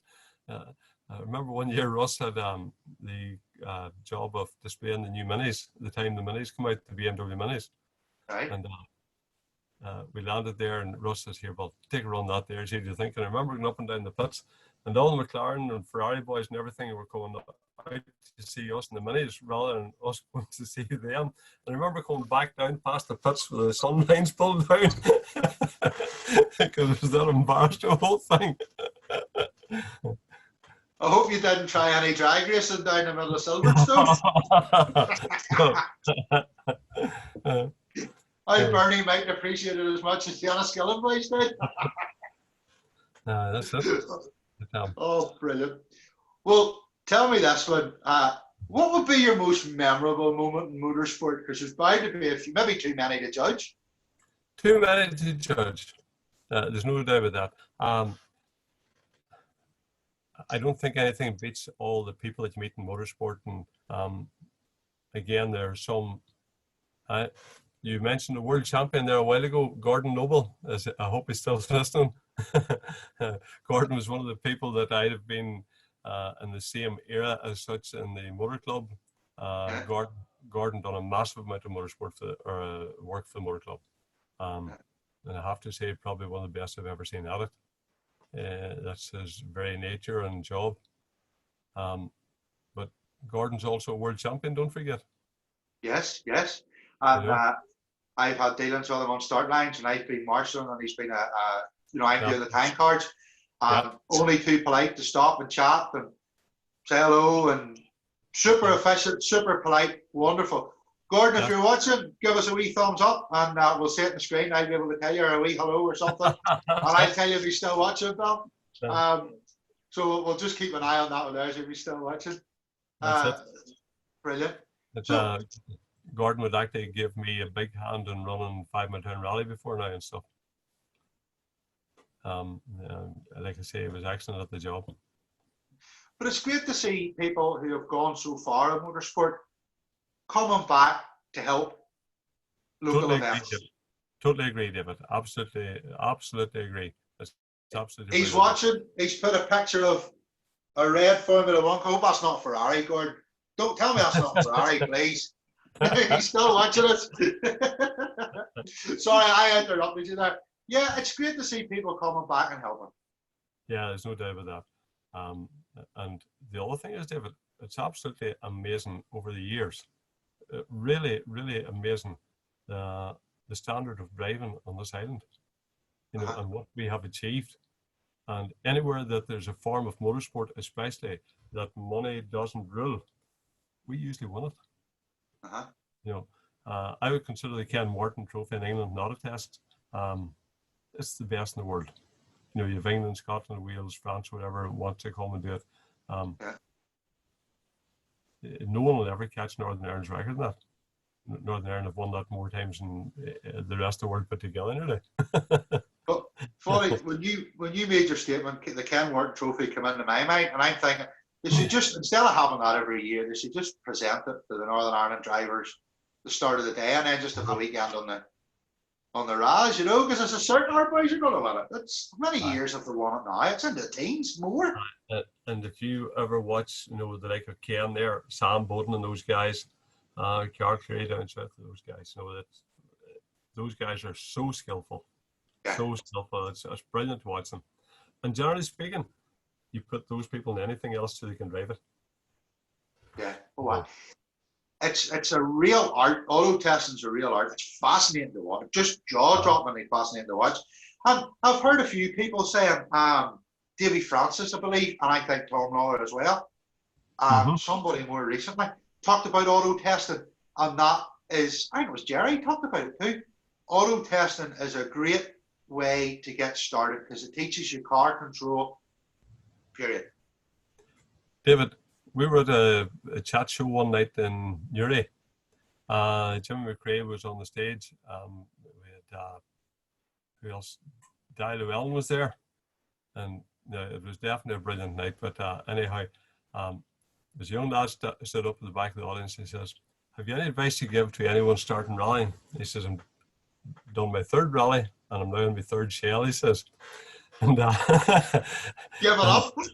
yes, and Di, he was the first person. He says, "Can I answer that?" He says, "You've all seen the wreck I just had in the RS200 at the time. If you've ever seen that, he had a massive accident in the RS200 where he cartwheeled down the stage." And he says, "Whenever I crawled out of the car," he says, "I was looking at a pair of shoes and looked up, and who was with Tony Pond?" He says, now, he says, "Pond looked down at me and he says, well," he says, "David," he says, "if you're going to be a world-class driver," he says, "you're going to have world-class accidents." And he says, "You've just had the accident." And Jimmy McRae, he says, "I'm going to ask this in a totally different manner." He says, I have a young lad at home and he's stone mad about rallying. That's the way he put it. He's absolutely crazy about rallying. And that was Colin at the time. And he says, personally, I'm not going to let him anywhere near a rally car until he does a year's auto testing." And he says, "Sure, where in the world," he says, "do you send anybody," he says, "to get taught auto testing all in Northern Ireland?" He says, "And personally, I was sending him to one man, and he sent him over to Ken Irwin, and that's the time Robbie was doing the auto testing too, and that's how Colin and Robbie got friendly." And it was Ken put Colin through his paces there. You know, So, that's what, and Jimmy McRae was current British champion at that time, so it shows the respect that Jimmy had for the auto test guys. yeah, very much so. You know. So even the person who's probably the most famous ever rally world champion has done auto testing in Northern Ireland. That says an awful lot, especially if you consider what you were saying not that long ago about the number of quality drivers here. Yes, phenomenal. You know, take all the guys that have left Kyrgyzstan and racing end and how far they've gone. Yeah. You know, every team in England, there's a Northern Ireland person in it somewhere. You know, every team you go to, there's Northern Ireland people in it. You go to the States or whatever, you know, they're dotted everywhere. Well, I suppose you have to include the Southern guys, you know, and that too, there's no doubt about that. You know, I suppose we have a local driver that actually led Ayrton Senna. You know. Yes, we have indeed. Credit where credit's due. Credit where credit's due. You have to give it to him. He was obviously capable of driving it. Yeah, very much so. But you just look at who we have. Like, there's people here that won't realise that on our sprint grid, well, would you call it a grid? Our lineup, in class 14, we have a multiple world kart champion. Now, this is a man who has actually won multiple events and multiple world titles. British titles, Northern Irish titles, world titles, European titles. This man has done it. Trevor Roberts. Yeah. I could see his face and I couldn't remember his name. And if he's sitting watching this here, he'd be shaking his head going, "Davey, shut up," because he doesn't like to talk about it. But no, Trevor, we do not realise the talent we have. Yeah. Funny, I remember watching him in Nuts Corner one time racing another good fellow of mine, Raymond Johnson. Funny, David, do you see years ago at the time the local indoor kart racing started? I used to get a bus load of people from Castleberry once a month to go kart racing, but of fun. But then it got a bit more serious, and every night it was down to the same 3 or 4 people to finish up, and that's the way it sort of always ended up. And then the competition started to take place. So there was 4 of us in this team, and we got through everything into the very final, and the prize was a free trip to Grand Prix. Right. Desi Irwin, that was all about to help me, couldn't go. And I thought, I need somebody good to stand down here in Desi's place. So Raymond was the obvious person to go for. You know, he would have been Irish kart champion and various things too. So I got Raymond to stand in and went down one night, and I think he actually gave me the biggest compliment I ever got in driving in my entire life. We come to the end of the night. It's a strange one, David, the way they ran the competition. 4 people in the team. Time started whenever first car or kart went through the timing beam. Right. Timing finished whenever the last cart went through the timing beam after you'd so many laps done. Huh? And I said, right, boys, I'm the heaviest. I'm going in front. Anyone is, if I slow down at all, hit me. Just keep me moving on. And that's the way we'll do this. And I remember the guy behind me touched me once in the entire race. And Raymond said that he drove the entire race flat out. And I said, what do you think of that? And he said, well, I tell you, he said, that was brilliant. He says, I'd run 100 pound any man from in the road, and I says, you boys would not have been going at that pace. You know, and to me, that was an extreme compliment, you know, from coming from Raymond. Very much so. Funny to tell me, you see the kart guys. First time I seen Raymond was in a quarry sprint. I remember we're up on top of stones, and there was this car I hadn't seen out before. And I said, hey boys, who's the guy in the Toyota Corolla? I said, don't know why. And I said, because the only person out there knows what a proper racing line is. I said, it's not his first time in a wheel. It's not obvious, and I couldn't even see who was in the car. Yeah. That's But brilliant. aye, it's very good. But so no, yes. I'm going to ask you next one here. It's quite interesting. I think you've maybe touched on it already, but who would be your motorsport idol and why? That is a really good question. Again, we're going back to the same thing probably. You know, probably Vatman, you have you've people like Colin Turkington, you know, who are so gifted and talented. You know, what Colin's doing at the minute is just phenomenal. Yeah. Now, I suppose we're all rooting for him this year again, but no, I don't think of any particular person that goes ahead at the top of the list, really. You know, at various times over a period of time, according to what events or what championships are on, you're sort of rooting for someone or whatever. Yeah. Well, you mentioned Colin, and it reminds me of something I thought of earlier on when you were talking. Colin's another prime example. I have said it, you've said it, about the number of people we have in the country that do so well. Yeah. And again, going back to what was said about Gordon helping, everybody knows me, knows I do the front gate at Kyrgyzstan on a race day. And you would not believe the number of people I've seen Colin in. I've seen Eddie Irvine coming, who come down still and support the racing and the motorsport in this country. Yes. And they're the first two. Wayne Boyd's another one springs to mind. Now that I've said it, I can't think of others. But there are a lot of people who have gone so much further around the world racing and still come back to support the club men at home. It's brilliant to see that. There's no doubt about that, Dave. There's no doubt about that. But, you know, even you take the prize giving that you have there at the end of the year and take a look how many people that we put in that hotel at the moment. You know, that shows you how healthy and how well supported and how good everything is in the sport itself. Yeah. You know, very much so. That's a brilliant reflection on the sport. Yeah. It's the number of them that actually go as well. The vast majority of people do go. Yes, they do. Yeah. Yes, they do. And it's actually a very good nature. Yeah. It's good to see. When you mention that, there's one thing I always sit back and awe, and especially this year, about you just get up there and you're as confident and as happy and comfortable talking to everybody. You just talk to the whole room, and it doesn't faze you. And I always thought fair play to him. It never occurred to me that, David. I don't think I don't really think it's like that. I'll tell you. Well, I know, having done it this year for the first, I was petrified. So fair play to you when you get up and talk away to everybody. Wow, it's brilliant. And from someone that has to go up there, and I am not talking anything like what you are, but it's fabulous, you know. All those people, and everybody knows you too, which is great. I suppose it's just the nature of the job, just that's why they know me. And here, something that comes to mind actually when you're talking about that, I'll let you tell the story. My first ever prize given, I think, was 2012. And I was sitting at the table beside you, Bill. Oh, yes. And I let you carry on. And yeah, I let you carry on because you've mentioned the man in quite a few times tonight. So carry Yes. on and tell us this one.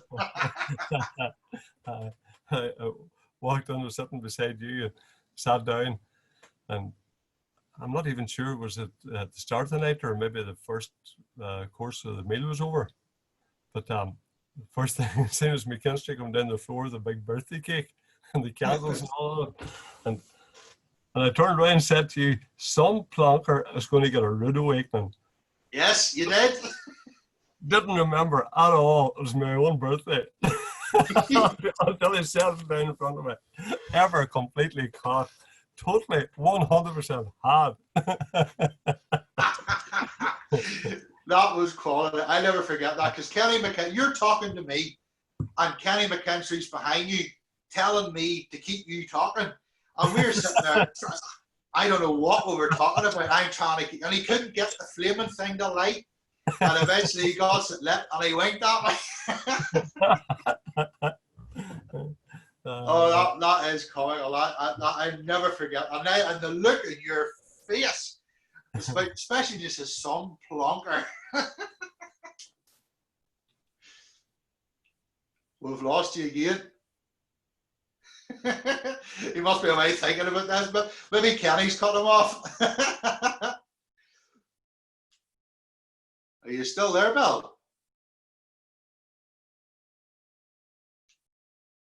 Where have we gone? Bill's internet again. Maybe this is Kenny getting his revenge for repeating that story. Is it, Kenny? Is it you getting your revenge? Or maybe Jerry for the stories you were telling earlier on? Bill, are you still there? I don't want to touch it here because it'll come back in again. And I don't want to touch anything and knock it off. We'll just have to bear with him until he comes back in again. It's just his internet connection. Well, where he lives, he's far out, so it does come and go. Anybody that lives in somewhere more remote in this country will be able to fire. Oh, he'll come back again, I hope. Now you've got to look at my ugly face, like fix my hair and like that. He will hopefully come back in again. We'll give it a few seconds. If he doesn't, I'll try and add him. Come on, that's it, disconnected, so hopefully kick back on again.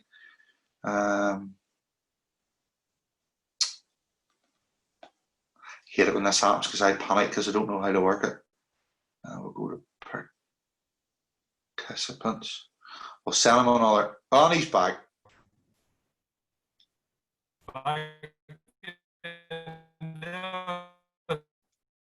Just give it a wee second or two, Bill. Are you still there? That's actually a good picture of Bill in the Westfield there. The famous Westfield he was talking about. He is trying to get back on again. He is joining. Are you still there, Bill? Can you hear us? Under that. You can hear. We can't see you, but as long as we can hear you, that's the main thing. Are you still there? No problem.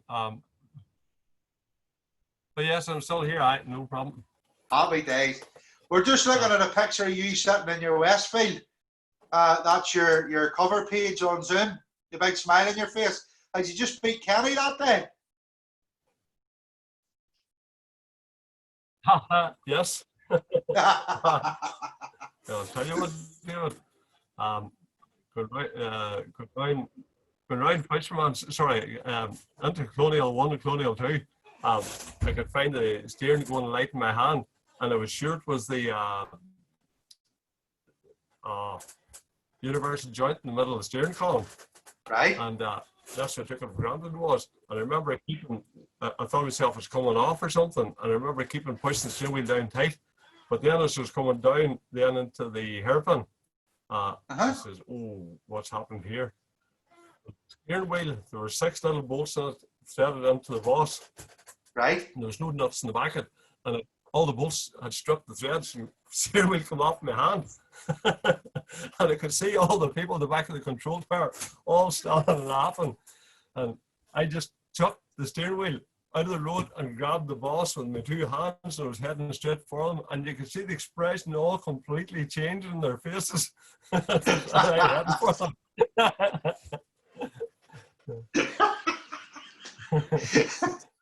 I would say the race suit needed a wash that night.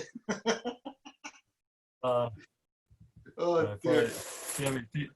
You talk about race suits. I remember in Enniskillen one day, Kevin hit a big wreck on Big Dog or Big Only stage. So a jump on it, and it's famous. It was not really a jump, it's a dip in the ground that you go into.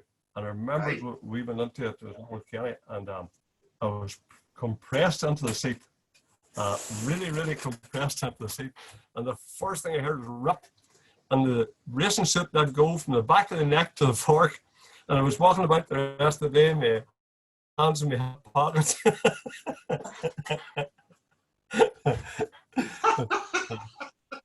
Oh, brilliant, brilliant, brilliant.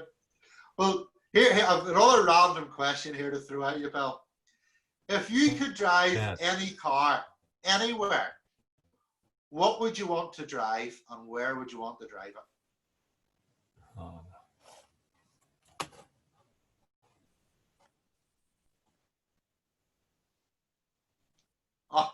and just like that, we've lost the signal.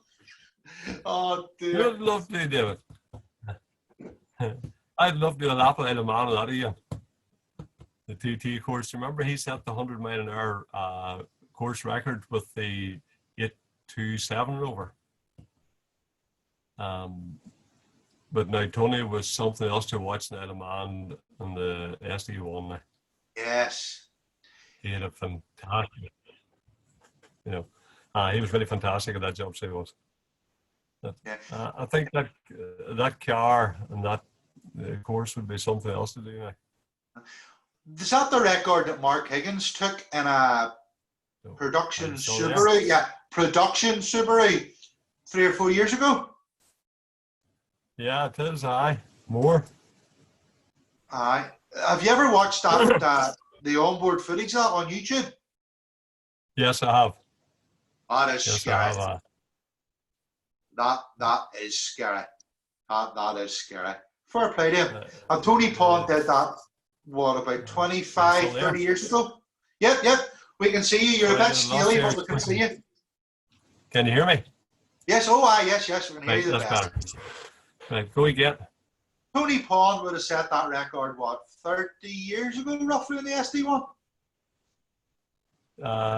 Sorry, David, I didn't hear you again. I'm having bother here. It'll clear itself a few seconds, I think. I'm saying that Tony Pond would have set that record, what, about 30 years ago, roughly? It must be something like that, David. It must be something like that. It's 20 anyway. Aye. Impressive bit of drive. I've seen footage of that too. You ever watch the onboard stuff with them boys around there on bikes? Yes. I think Mad has been polite to them. Mm-hmm. The last day I was on a bus going into the terminal in Birmingham. Wee McGarty was with me, wee Jerry, and I was holding on with my hand up high, and I kept banging this other smaller guy on top of the head. And he turned around and looked at me, and we just burst out laughing. It was Philip McKellen.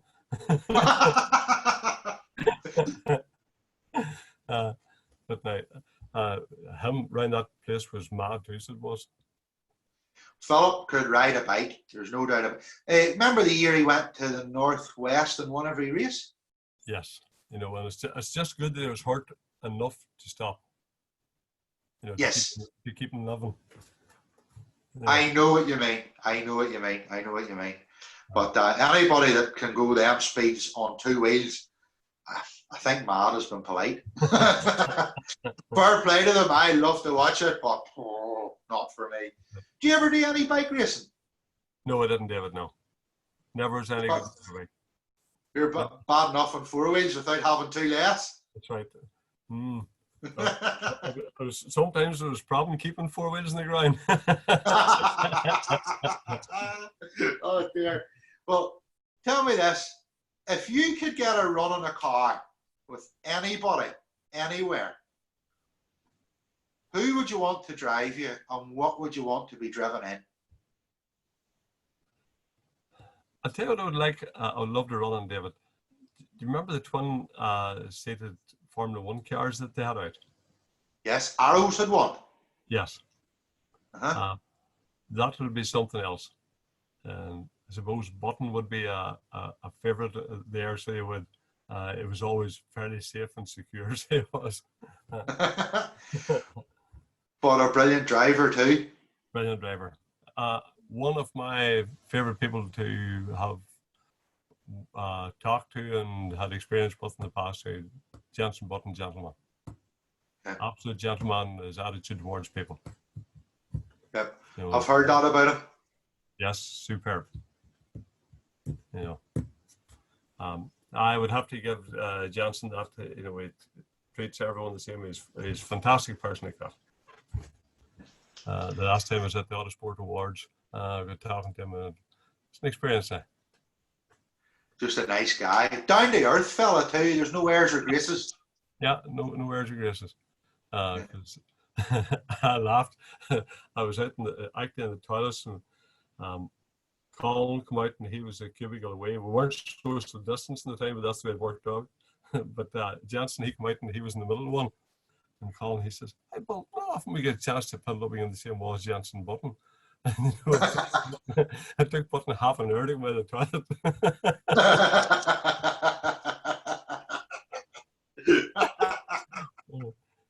I think we'll leave that one there. We'll look at brother. Oh dear, dear. Oh dear. Well, at the same time, is there any particular car you would love to drive? I suppose the GT40 would be my all-time GT40? favorite. I love a GT40. I suppose I was always into kit cars to a certain extent, and a GT40 isn't much better than a kit car, you know, but it is there's a lovely V8 in the back of it. Yeah. Have you ever been to Vegas? No. Right. I haven't. We were across at the New Year there, Joanne and I, and we went to the Shelby Museum in Vegas. Yeah. Uh-huh. And that is a top tip for anybody that's going to Vegas. Go to the Shelby Museum. You get the whole story of Carroll Shelby from he was born right to the end. And they have a whole collection of his cars and his memorabilia in the wall. And there's an American ex-Army warrant officer. If you've ever seen, the name of the film escapes me, all shouting and roaring and all with a cap on, you could just picture him at it, you know. But he does the tour guide, and it's interactive, and it's for the crowd, and it is amazing. It's the best 3 or 4 hours I've ever spent. So top tip, Bill, hop on the plane and go and see that museum. If anybody else out there has seen it, they can vouch for it. It is fabulous. Sorry, that was a bit of a distraction. No problem. The one museum that I've been in that I used to love was Donington, and now it's not there anymore. Is it away? And it was fantastic. I don't know if any ideas.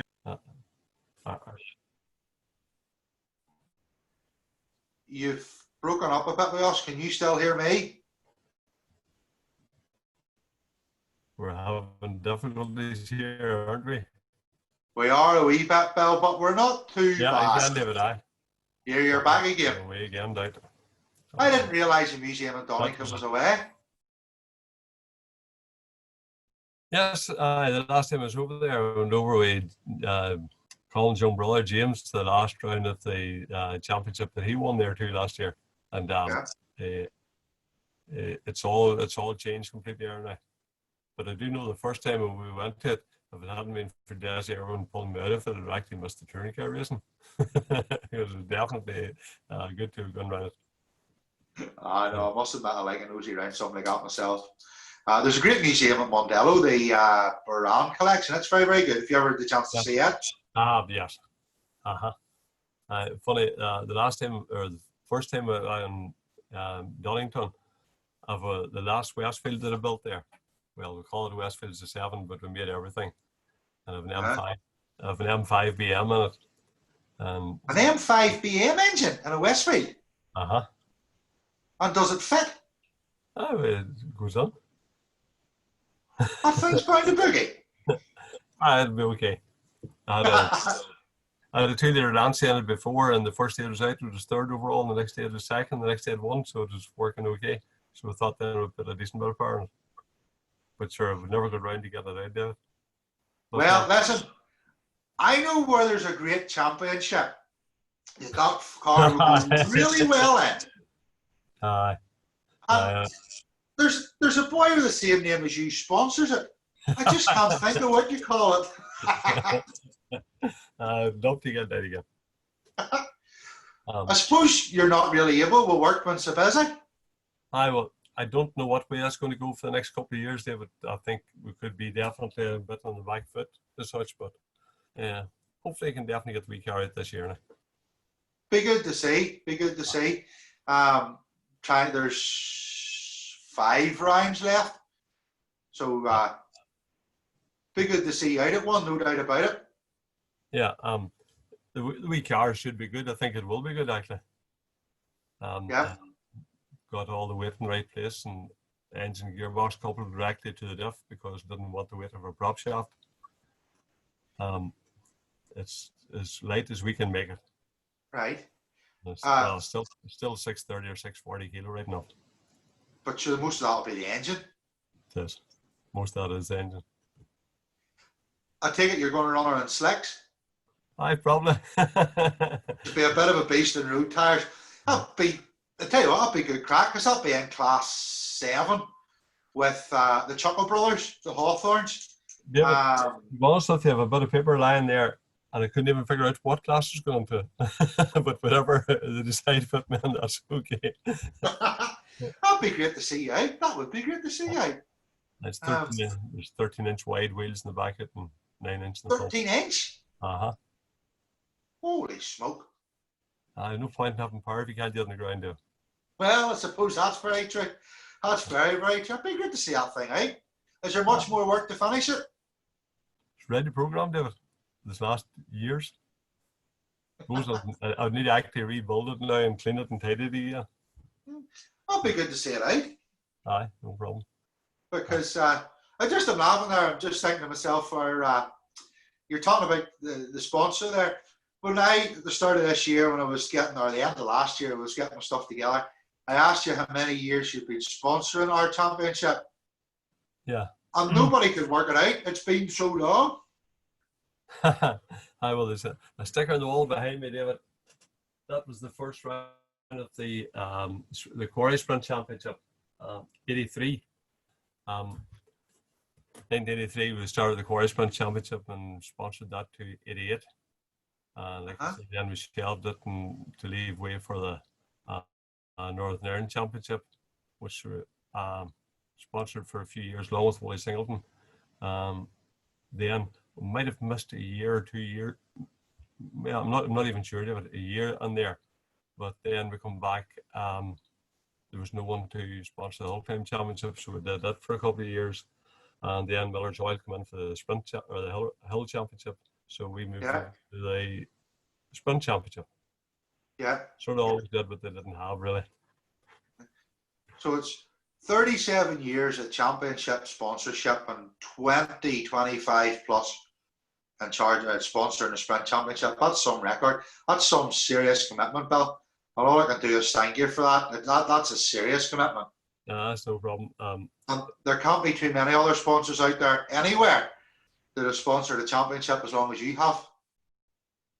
Don't know. I never thought about it. I think the longest running sponsorship that I ever knew, because I remember seeing checks coming in from them, was Andrew's Heat for a Hire with Russell Brooks. They must have sponsored Russell for a long time. That was some famous liveries there. I can think. I have a lovely puzzle. Is it in this room or is it in the other room? When I moved from when I moved from Portavogie up here, when I got married, I brought it up with me to build it. I'm still waiting for it. It's the Andrews Heat for Hire Manta over a jump. Uh-huh. I just thought it was in here because I started to it and then I packed. You know, I can't keep my head still for 2 minutes. Must be in the other room. Anyway, we digress again. Sorry. I think, Bill, I've certainly enjoyed myself listening to it. I could sit and talk away to you here all night, but we're up over 2 hours here at the minute. So, no problem, David. what I think we'll do there for yourself is we'll start and wind it down. No problem. If you're happy enough. That's 100%. Hi, I suppose, David, the one thing I just want to say is I would, in the motorsport end, I would owe a lot to a lot of people. A lot of people have helped me in so many ways over the years. Probably no more so than my own family and local people, and the guys who have working for me, you know, that I depended on for so long. You know, take my hat off to them. Yeah. It's family's a big thing when you're doing a job that's as committed as yours. Every weekend away, or the vast majority of weekends away, working and all. Family support's a big thing. No problem. I keep telling Gina I'm the best husband in the world. Look at the pizza giver. I like your thinking. I just realised we've missed the most important question of them all, Bill. What was that, David? Who would you like to see interviewed? Oh. No, that's the big question of the night. I suppose Robert McGimpsey is the obvious one there. Robert McGimpsey. Uh-huh. You'll have to. Robert. You'll have to tell him I do it. Yep. Robert, you may dodge me like the Blazes at Kirkuson on the 1st of August. If you're watching, you know what's coming. I think that's 2 in a row for Robert McGimpsey. You're joking? I think that was it not? Was that? It was Gary last week. Nominated Robert as well, and so did Ken Colbert. I think that's 3 he's had. There you are. Robert, we're coming for you. We're coming for you, Robert. Microphone in hand. In fairness, I agree. I must admit, it's not everybody's cup of tea. So doing this, so I must thank you for being such a good sport and agreeing to be interviewed, Bill. Personally, I must apologise. I should have had you interviewed earlier as a sponsor for so long and for being such a great sport. But it just got into a way of going and people were nominating somebody and it was gathering momentum. And you know yourself, always mean to phone, Bill. I tried to phone you a couple of times and didn't get you. Do the next one. And I've been meaning to get you from the start. So thank you for doing this. David, I'm just going to butt on top of you here. Look, everyone is indebted to the work you've put in this, and I'm talking to everyone in the championship, and that goes for all the boys in the pits, everything. You know, fair play to you for the work you're putting into that. It's a gratitude. Thank you, Bill. As I've said before, and I'll say it again, it's a big team effort. I just seem to be the public mouthpiece, but there's a lot of people that work in the background as well. Stephen Gold, my Joanne here puts up with a lot. The crowd of drivers in the background that have the wee committee there. Chris and Stephen Morrissey and Catherine and Clive and Big Jonathan. It's a team effort. It really is a team effort. So yeah, no problem. We'll have to credit where credit's due there. Everybody does a lot, but thank you for that, and thank you on behalf of everybody for your kind words. Again, I want to return the favour and thank you for all the support you've given us over the championship and as drivers, help and advice, and no matter what we need, it's never, no matter what you ask, you always get it. You can never do enough for us. It's fabulous. So thank you for that. Not a problem, David. It's 100. Thank you. And you know, it's just been a pleasure being part of it. Indeed. Thank you. Final thing. Before I start to wind everything down, because it takes me a minute or two to wind it all down. Okay. Again, Bill, on behalf of myself and everybody who's been watching, thank you so much for doing this tonight. The crack has been mighty. It's been brilliant. I've really enjoyed doing it. I've really enjoyed listening to it. And everybody I know has really enjoyed watching it. So thank you very much on behalf of us all. Do 100%, David. Thank you. All the best. And hopefully see you on the 1st of August. Not a problem. Right. Do 100. You just bear with me 1 wee minute here, Bill, while I close everything down. I need to do it in sequence so that I don't make an ass of myself there. So first things first.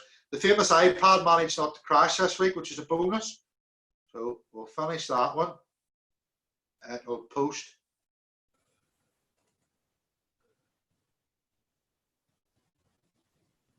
That's the live and posted on Facebook. Now I'll stop the recording. How do I stop the recording again? Stop video. Has it stop video? Oh no. Stop recording.